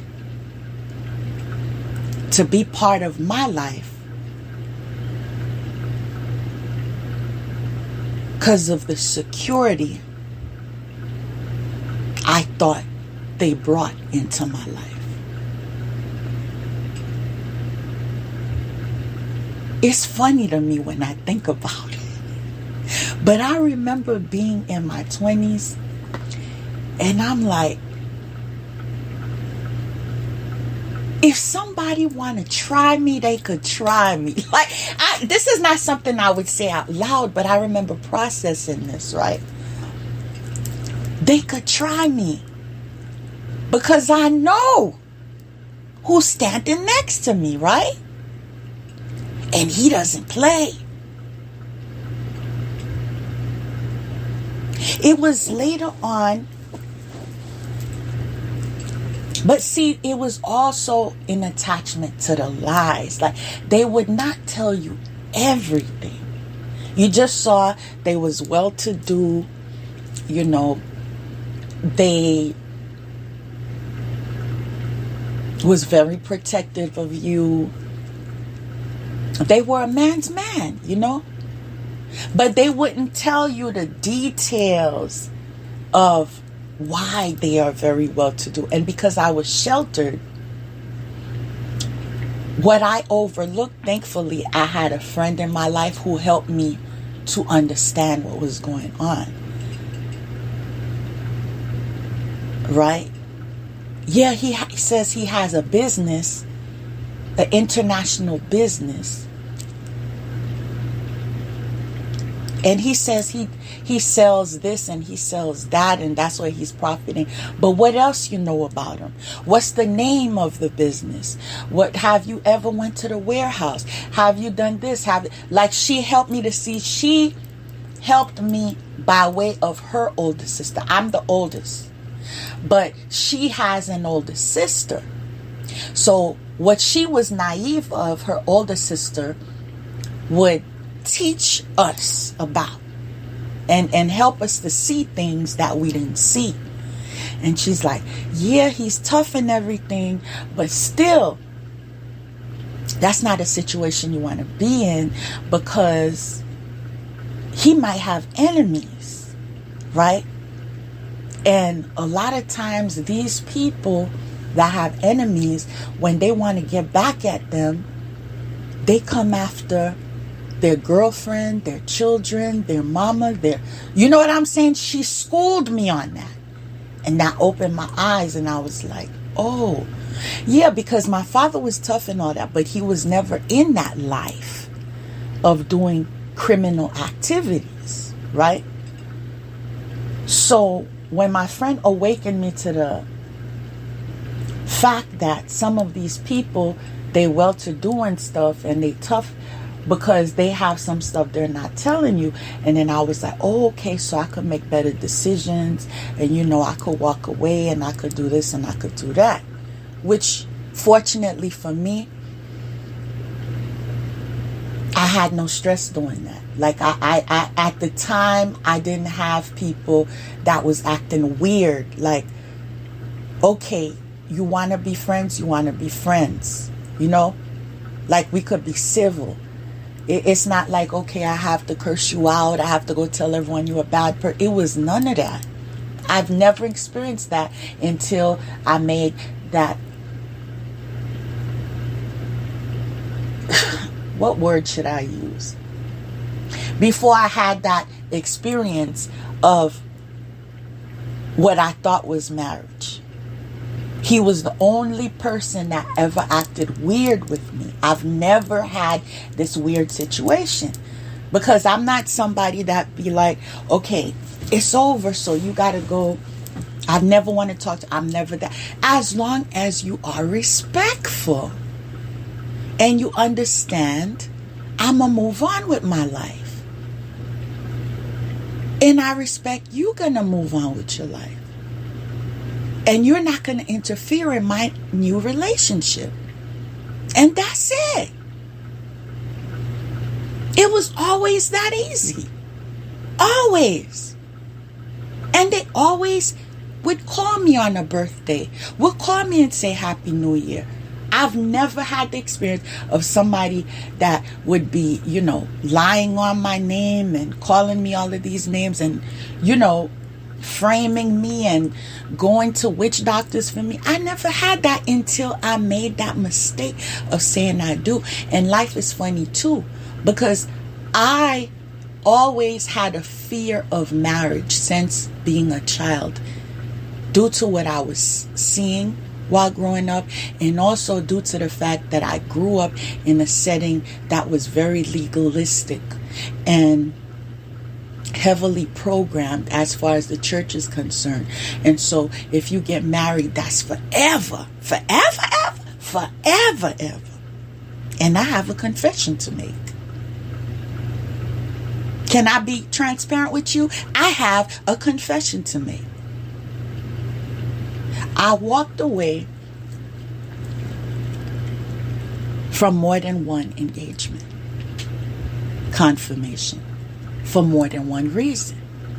Okay? Before getting married, I thought about it. That's never a decision I would have made without thinking about it. But there was a complication of a spell that was put on me. There was another factor of the circumstances that I was in. There was another factor, that it was a new chapter and a new experience. Right? The circumstance was, I'm ready. Went to school. I have enough saved up. I'm mature enough. I did my healing work. Right? And the other factor is,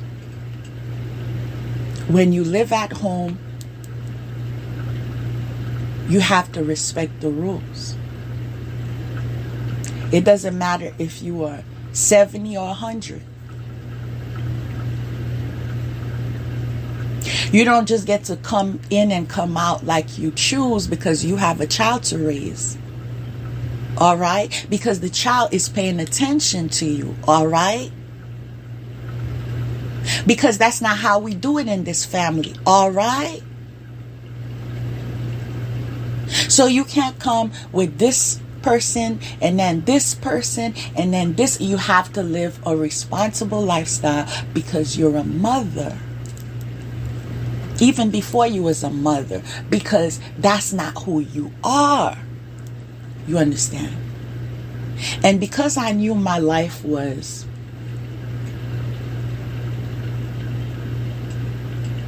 very orderly,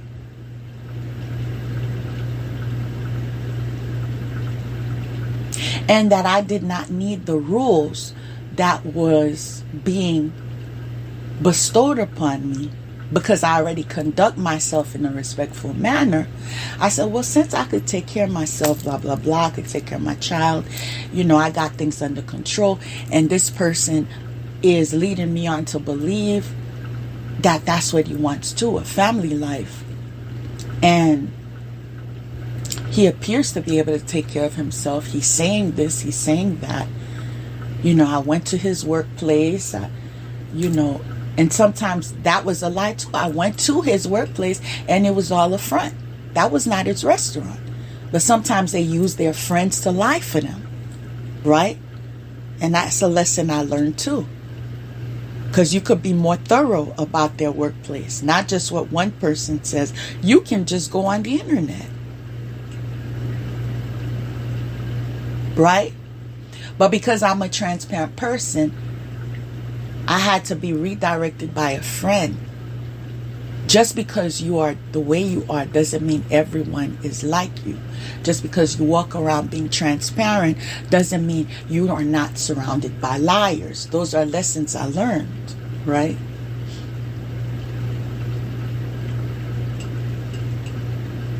So I met him to learn my lessons.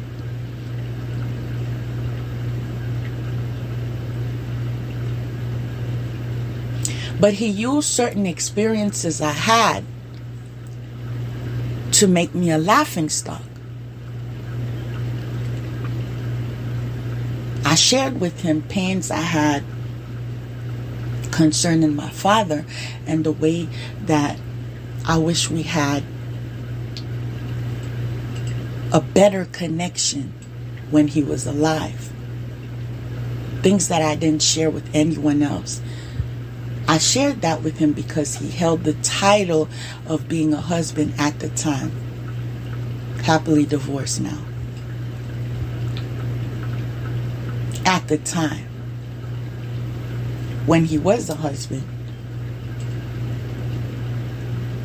that I wish there was more serenity when it came to the relationship I had with this man that I love so much. How could you not love your dad?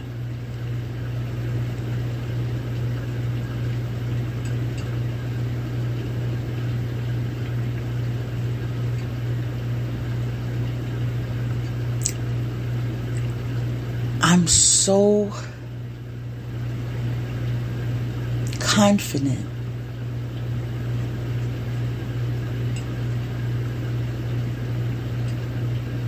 in many areas of my life, confirmation, because of this man. There's nothing I told him I wanted to do that he's ever said you can't do. If I said I wanted to go to the moon, he would say, yes, you can. This is why I was always able to think big. Because I could always go to him and say, I'm going to do this. I'm going to be president. I remember saying, I want to be president. Yes, you can.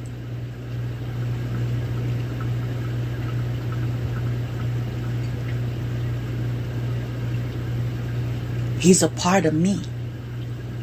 That's why I know I can.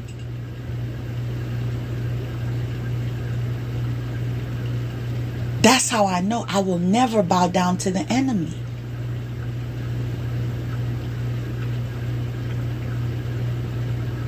But this life is not about perfection. It's about progressing.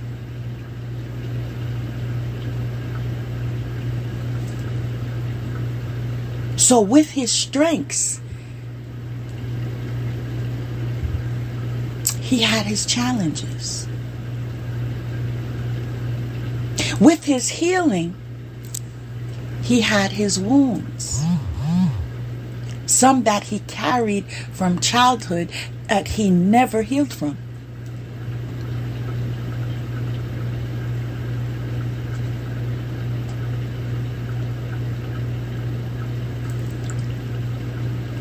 But before I go into that, I want to finish my confession, which is, if you get married, you have to be married forever and da-da-da. That's how I was raised, right? So when I finally discovered that he was divorced, because he lied and he said he was never divorced, he was never married, right? So when I finally discovered that he was divorced, I thought about it. I said, is this something you want to do because you don't believe in divorce? And in the setting that you've grown up in and the family that you come from, that's considered adultery.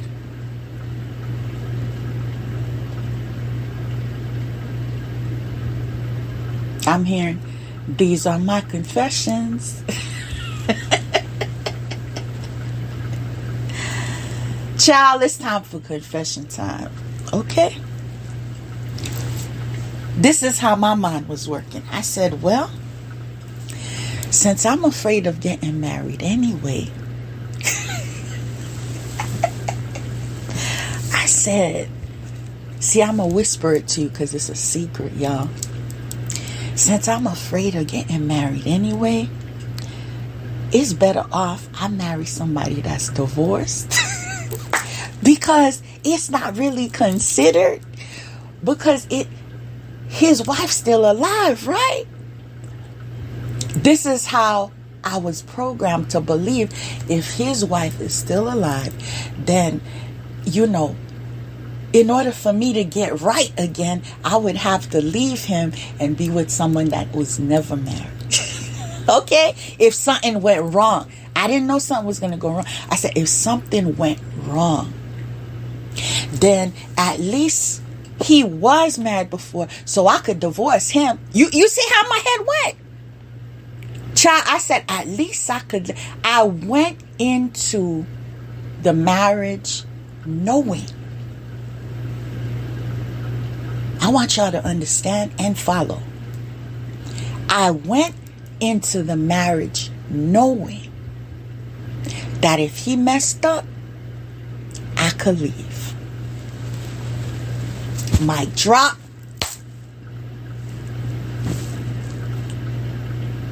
If he messed up, I could leave. According to religion.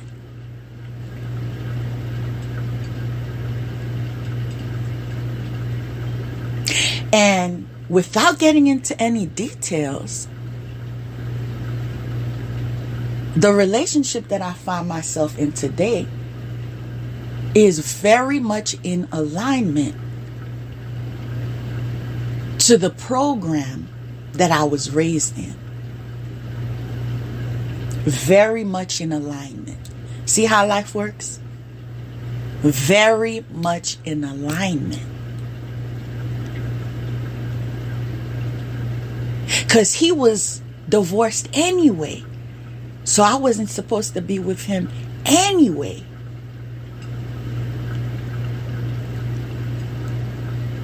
Just know I'm in perfect alignment right now. Perfect alignment. Does that mean I'm going to shove it down people's throat? No, you have to do it this way. That's you and your conviction. Right? That has nothing to do with me. But do I feel happy? Yeah, I do. I feel happy in knowing I'm not in an adulterous relationship in any sense of the word. Because I grew up in a setting that if you're divorced, that's what it is considered. There is, I'm not going to say her name, but there's a celebrity who I was very surprised. Her mom is using her daughter's influence to build, like to become an influencer too, to have her own hustle going on. And although she had a very she has a very questionable background when it comes to morality and values and addictions and all of that, I was very surprised to be going through my feed the other day and hearing her, out of all people, say that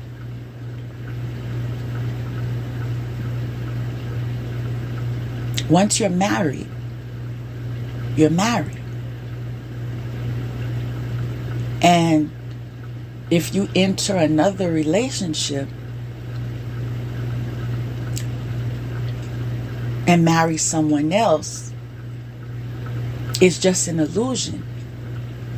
You're still married to that first person. Now, if I said who said that, some people would laugh. Because she does not live that type of lifestyle. At all. Neither does her daughter. Although she's saying that she's Christian now. Only her and God knows. I won't judge.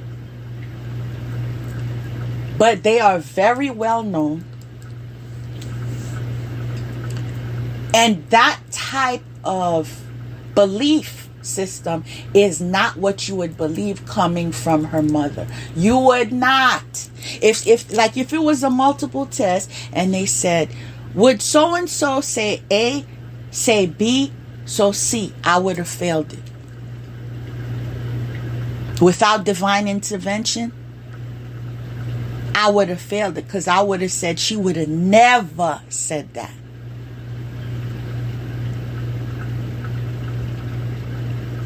She was out there dancing, sleeping around, doing all of this for money, and known of doing that. So I would have never thought she would have made that kind of exclamation.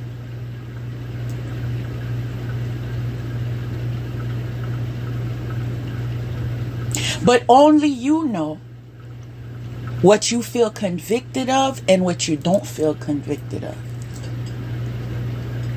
But see, a lot of times when people think that they know more than you because they know everything and you don't, it's just an illusion. Because as much as you think you know everything, I know that you think you know everything too. And chances are, no, you don't. No, you don't. He didn't. He didn't know that if you didn't come into the marriage with your act right, then you would have had to figure it out. That's one of the reasons I had a prayer that I said to God. I said, I've had enough, God. I don't foresee I could stay in this marriage. God, make a way. See, a lot of times the enemy thinks that they are the ones controlling your life when they don't know what prayers you say. Why do I need to be married to someone who's not contributing? Someone that I thought was going to be a father to my child. What does he do with him? I remember there was one time at the church I used to attend to, there was a father and son day.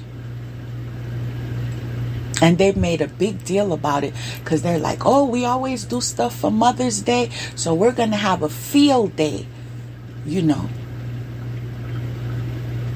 my son and I invited him.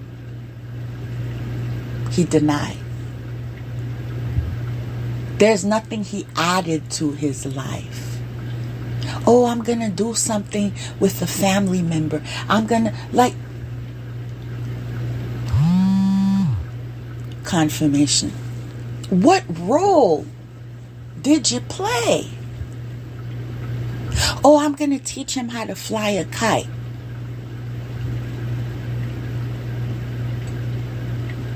When?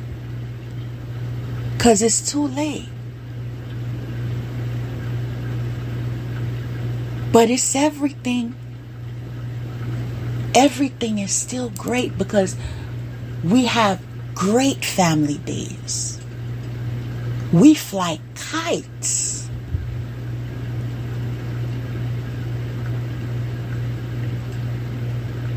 We join sports, teams.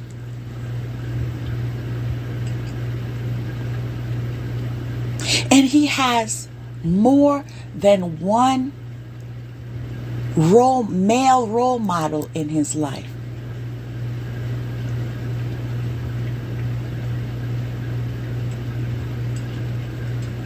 He has a couple that love him.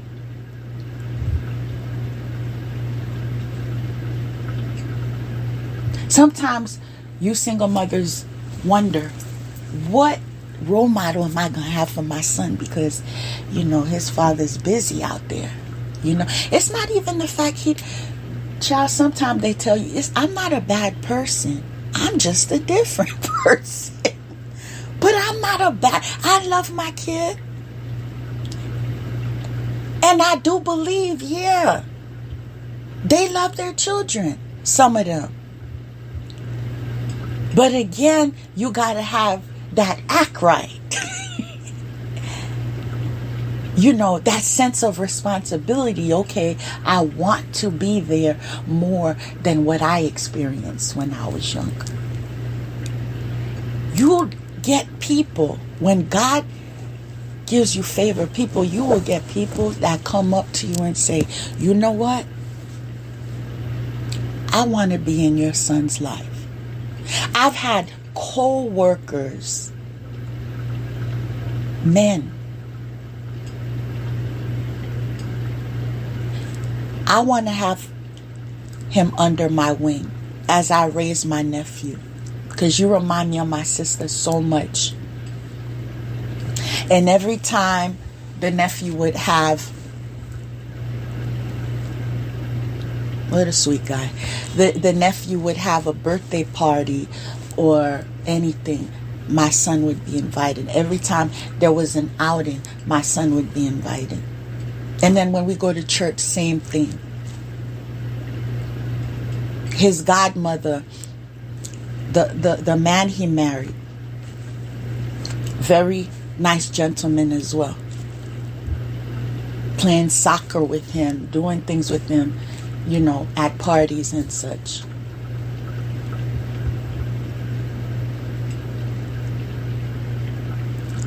He honestly has more than one father.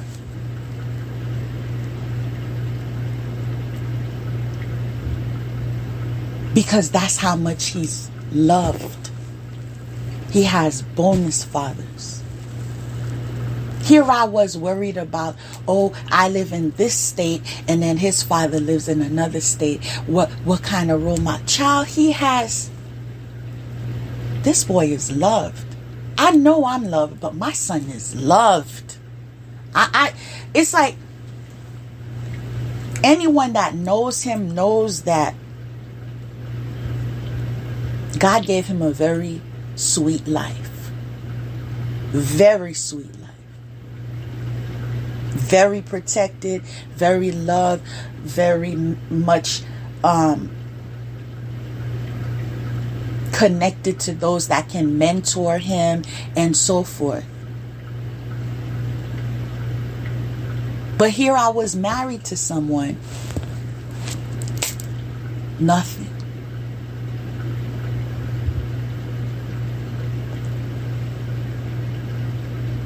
Nothing. No memories. And it's so funny how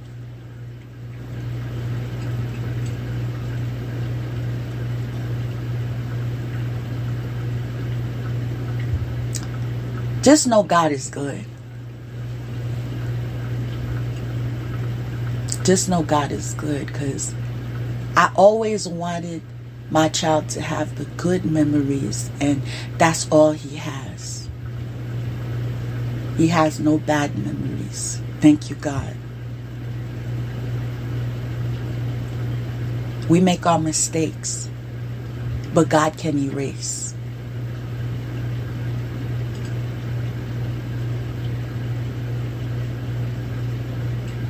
Can erase and still make your life great. So he used the memory I had with my dad that I had to go to several years of therapy for, because when he passed away, we were not on a speaking basis.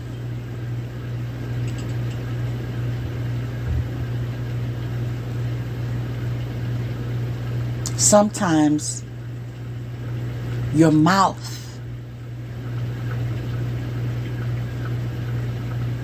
can cause your death.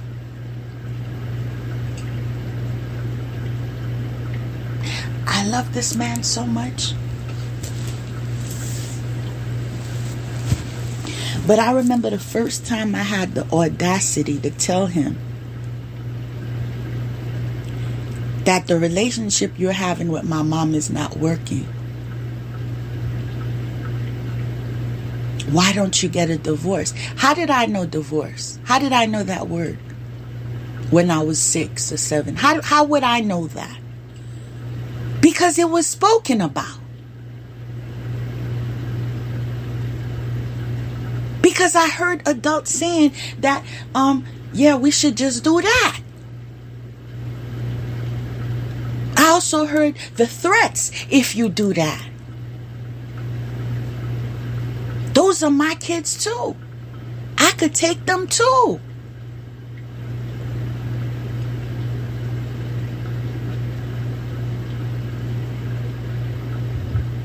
I'm going to compose myself and say, I remember being in my mother's arms and being pulled out of her arms.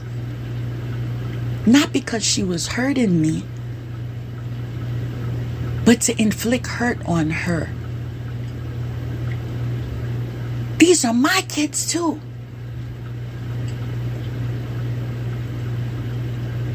And takes me away and takes my brother away. And yes, you take us to Coney Island or something to have fun, but we're not even enjoying it.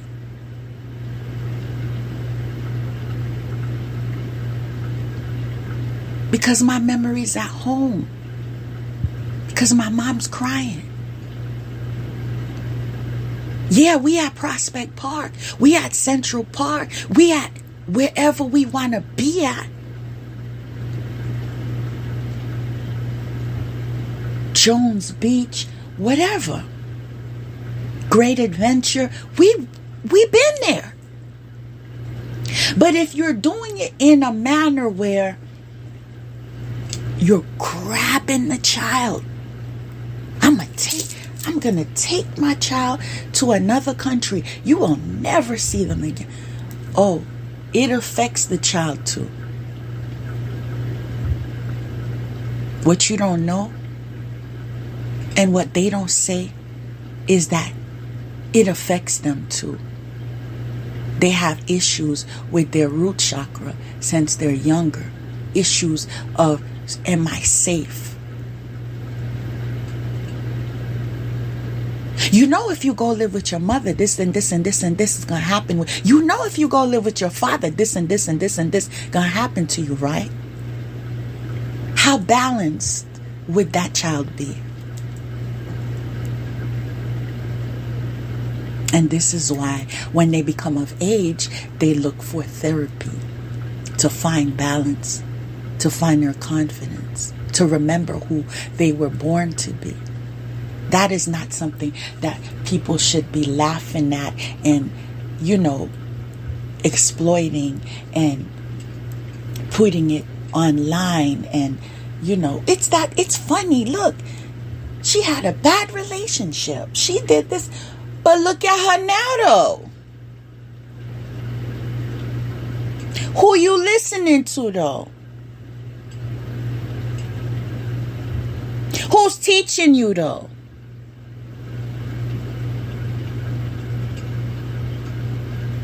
You see, the leaders have to experience life to be able to understand life, to be able to teach life. So I wasn't in speaking terms to my father. That does not mean I was not a good daughter.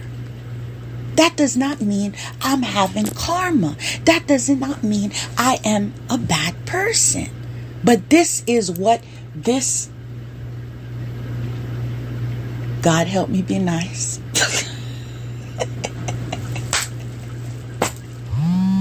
This is what this nonsensical character wanted to drill in me. Oh, we're going through hardships, financial hardships, because you were a bad person, because you were a bad daughter, because you're like emotional abuse. Somebody who is a spouse, a mate, a partner, build someone up. Okay, it happened already. Your father died already. Okay, but I'm here. I love you because I know you're a good person. You don't drill it into that. You're a bad person. You're this. You're that. You're this. You cursed. You always gonna be cursed. You don't have to use curses like F you or B or whatever curse in order to curse somebody. You can just use words to beat them down. And this is what that man was sent into my life to do, to beat me down, to make me think my father hates me when he died, my picture was in his wallet though.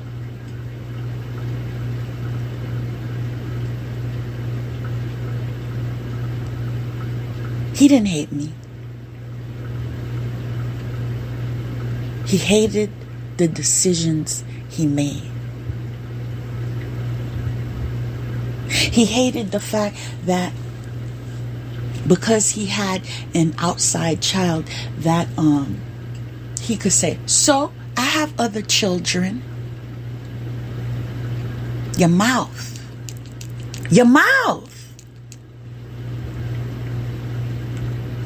His other children didn't bury him though. His son and daughter, through marriage, buried him. Paid for everything.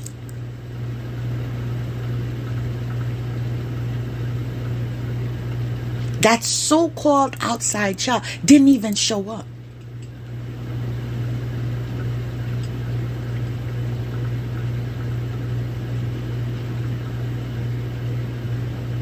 We're the ones who have his pictures posted up all over our house, all up on our phones, all on our social media. We're the ones still in touch with his side of the family when we didn't have to be. We're the ones still using his last name because we choose. Even when I made that experience of marriage, I hyphenated my name. I never dropped my father's name.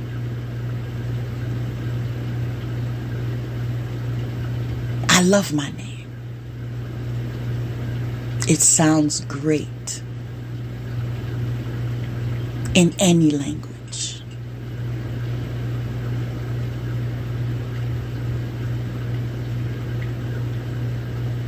Nobody's name needs to be attached to my name for me to have a worthy name. It's elegant, it's rich, it's powerful.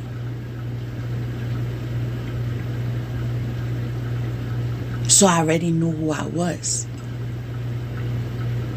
So going around saying, oh, because she didn't have she wasn't on talking basis with her dad, then she's a bad person. Okay, if someone stands up to their father and say, hey, remember how my grandmother died? Remember how your mother died?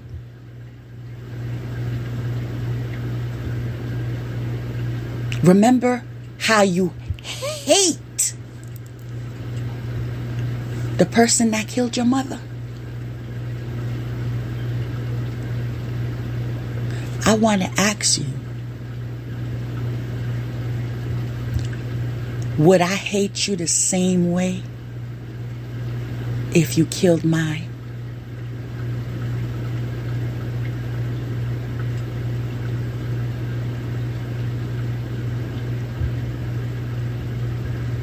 This is a man that didn't have much words. The fact that I said that, I could have died that day. I'm so for real. I'm not even playing. He could have punched me to the ground. He could have.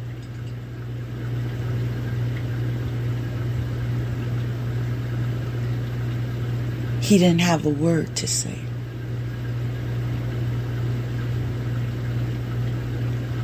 You don't go around town to family and church members saying you're going to take her life and think I'm going to sit down. Yeah, I love you. With boundaries. I said with boundaries. And I stand on it.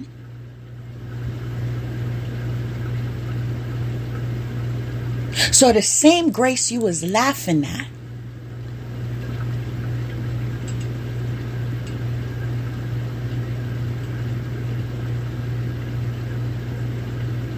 due to generational curses. My grandmother died. She was killed. My mother was threatened. My mother was threatened. And here you come, trying to kill me too.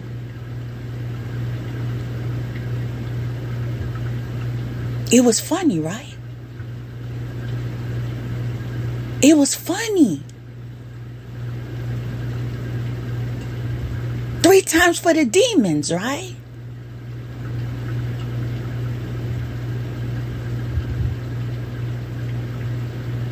When I got tired of heart palpitations every time I left my house, because I didn't want to see what I had envisioned of my mom laying down in blood like my grandmother. When I didn't go away to college, I went to a local college. I didn't go to campus because I was afraid that someone would say, because you chose to go away to campus, he finally killed her. I wouldn't be able to live with myself. No, I sacrificed myself.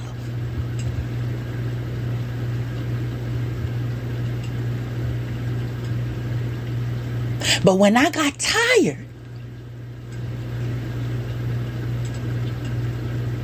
of having my mom sleep with me and putting a sofa behind the door in my bedroom, so I know if something's going to pop off, because I'm going to pop off.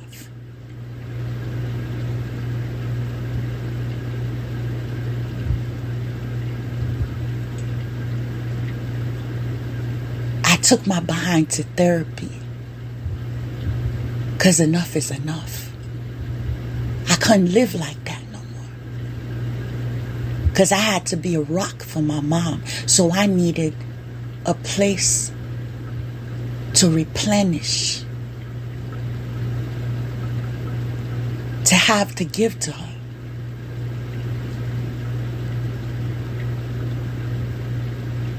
And when I explained to the therapist, yo, I feel like I'm just functioning, but I'm not living. I'm in constant fear. I gotta call my mom 3 times a day. Where you at? What you doing? When you coming home? I'm mom now. It's affecting my grades. She said, you should not be going through this. This is how we're going to handle this. You don't have to do it. This is how it's going to get done.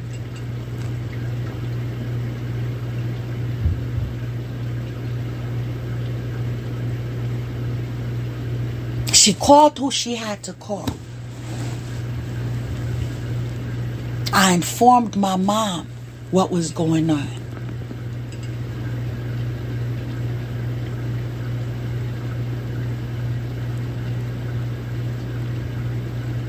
Fear could no longer live here, because we're not living. Because with all these threats, you dealing with people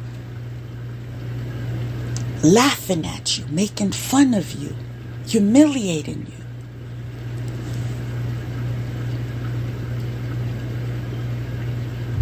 Because of his mouth.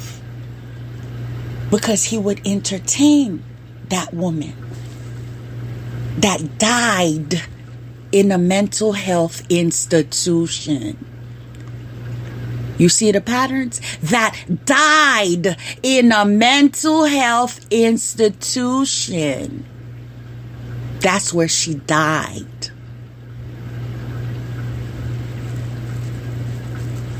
And her daughter, quote unquote,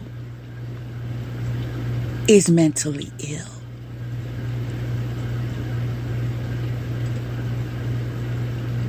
Larceny is not something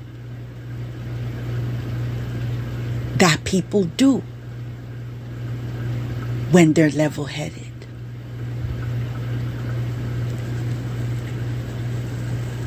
Everyone that crosses God's children receives the karma. If I was woman enough to stand up for my mom, please believe I'm woman enough to stand up for myself. I'm the same Grace that did it before. You feel me?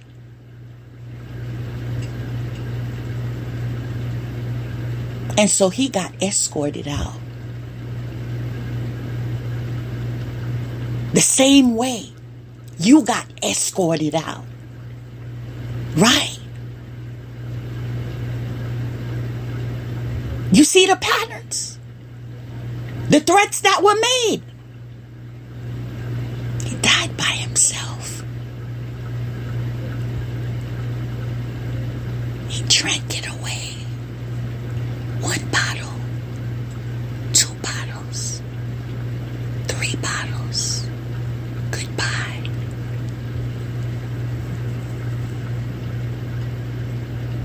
Aren't you drinking now? Oh, it's not funny no more? You don't want to come for me no more?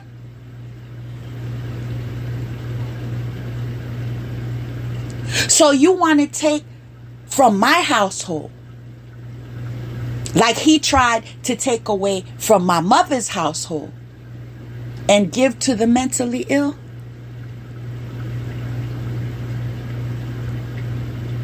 Patterns, right? Keys, right? Maps, right? Healing, wrong?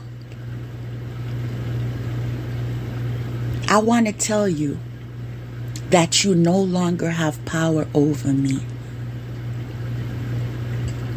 Your words no longer have power over me.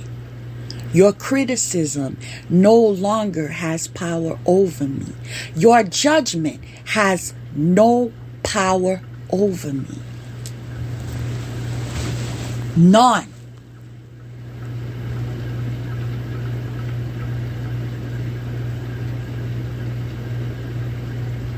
I stand strong with no fear.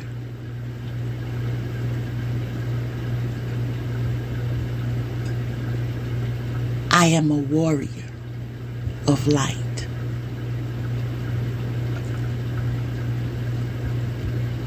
That's why you can't stand my sight. 'Cause you're dark.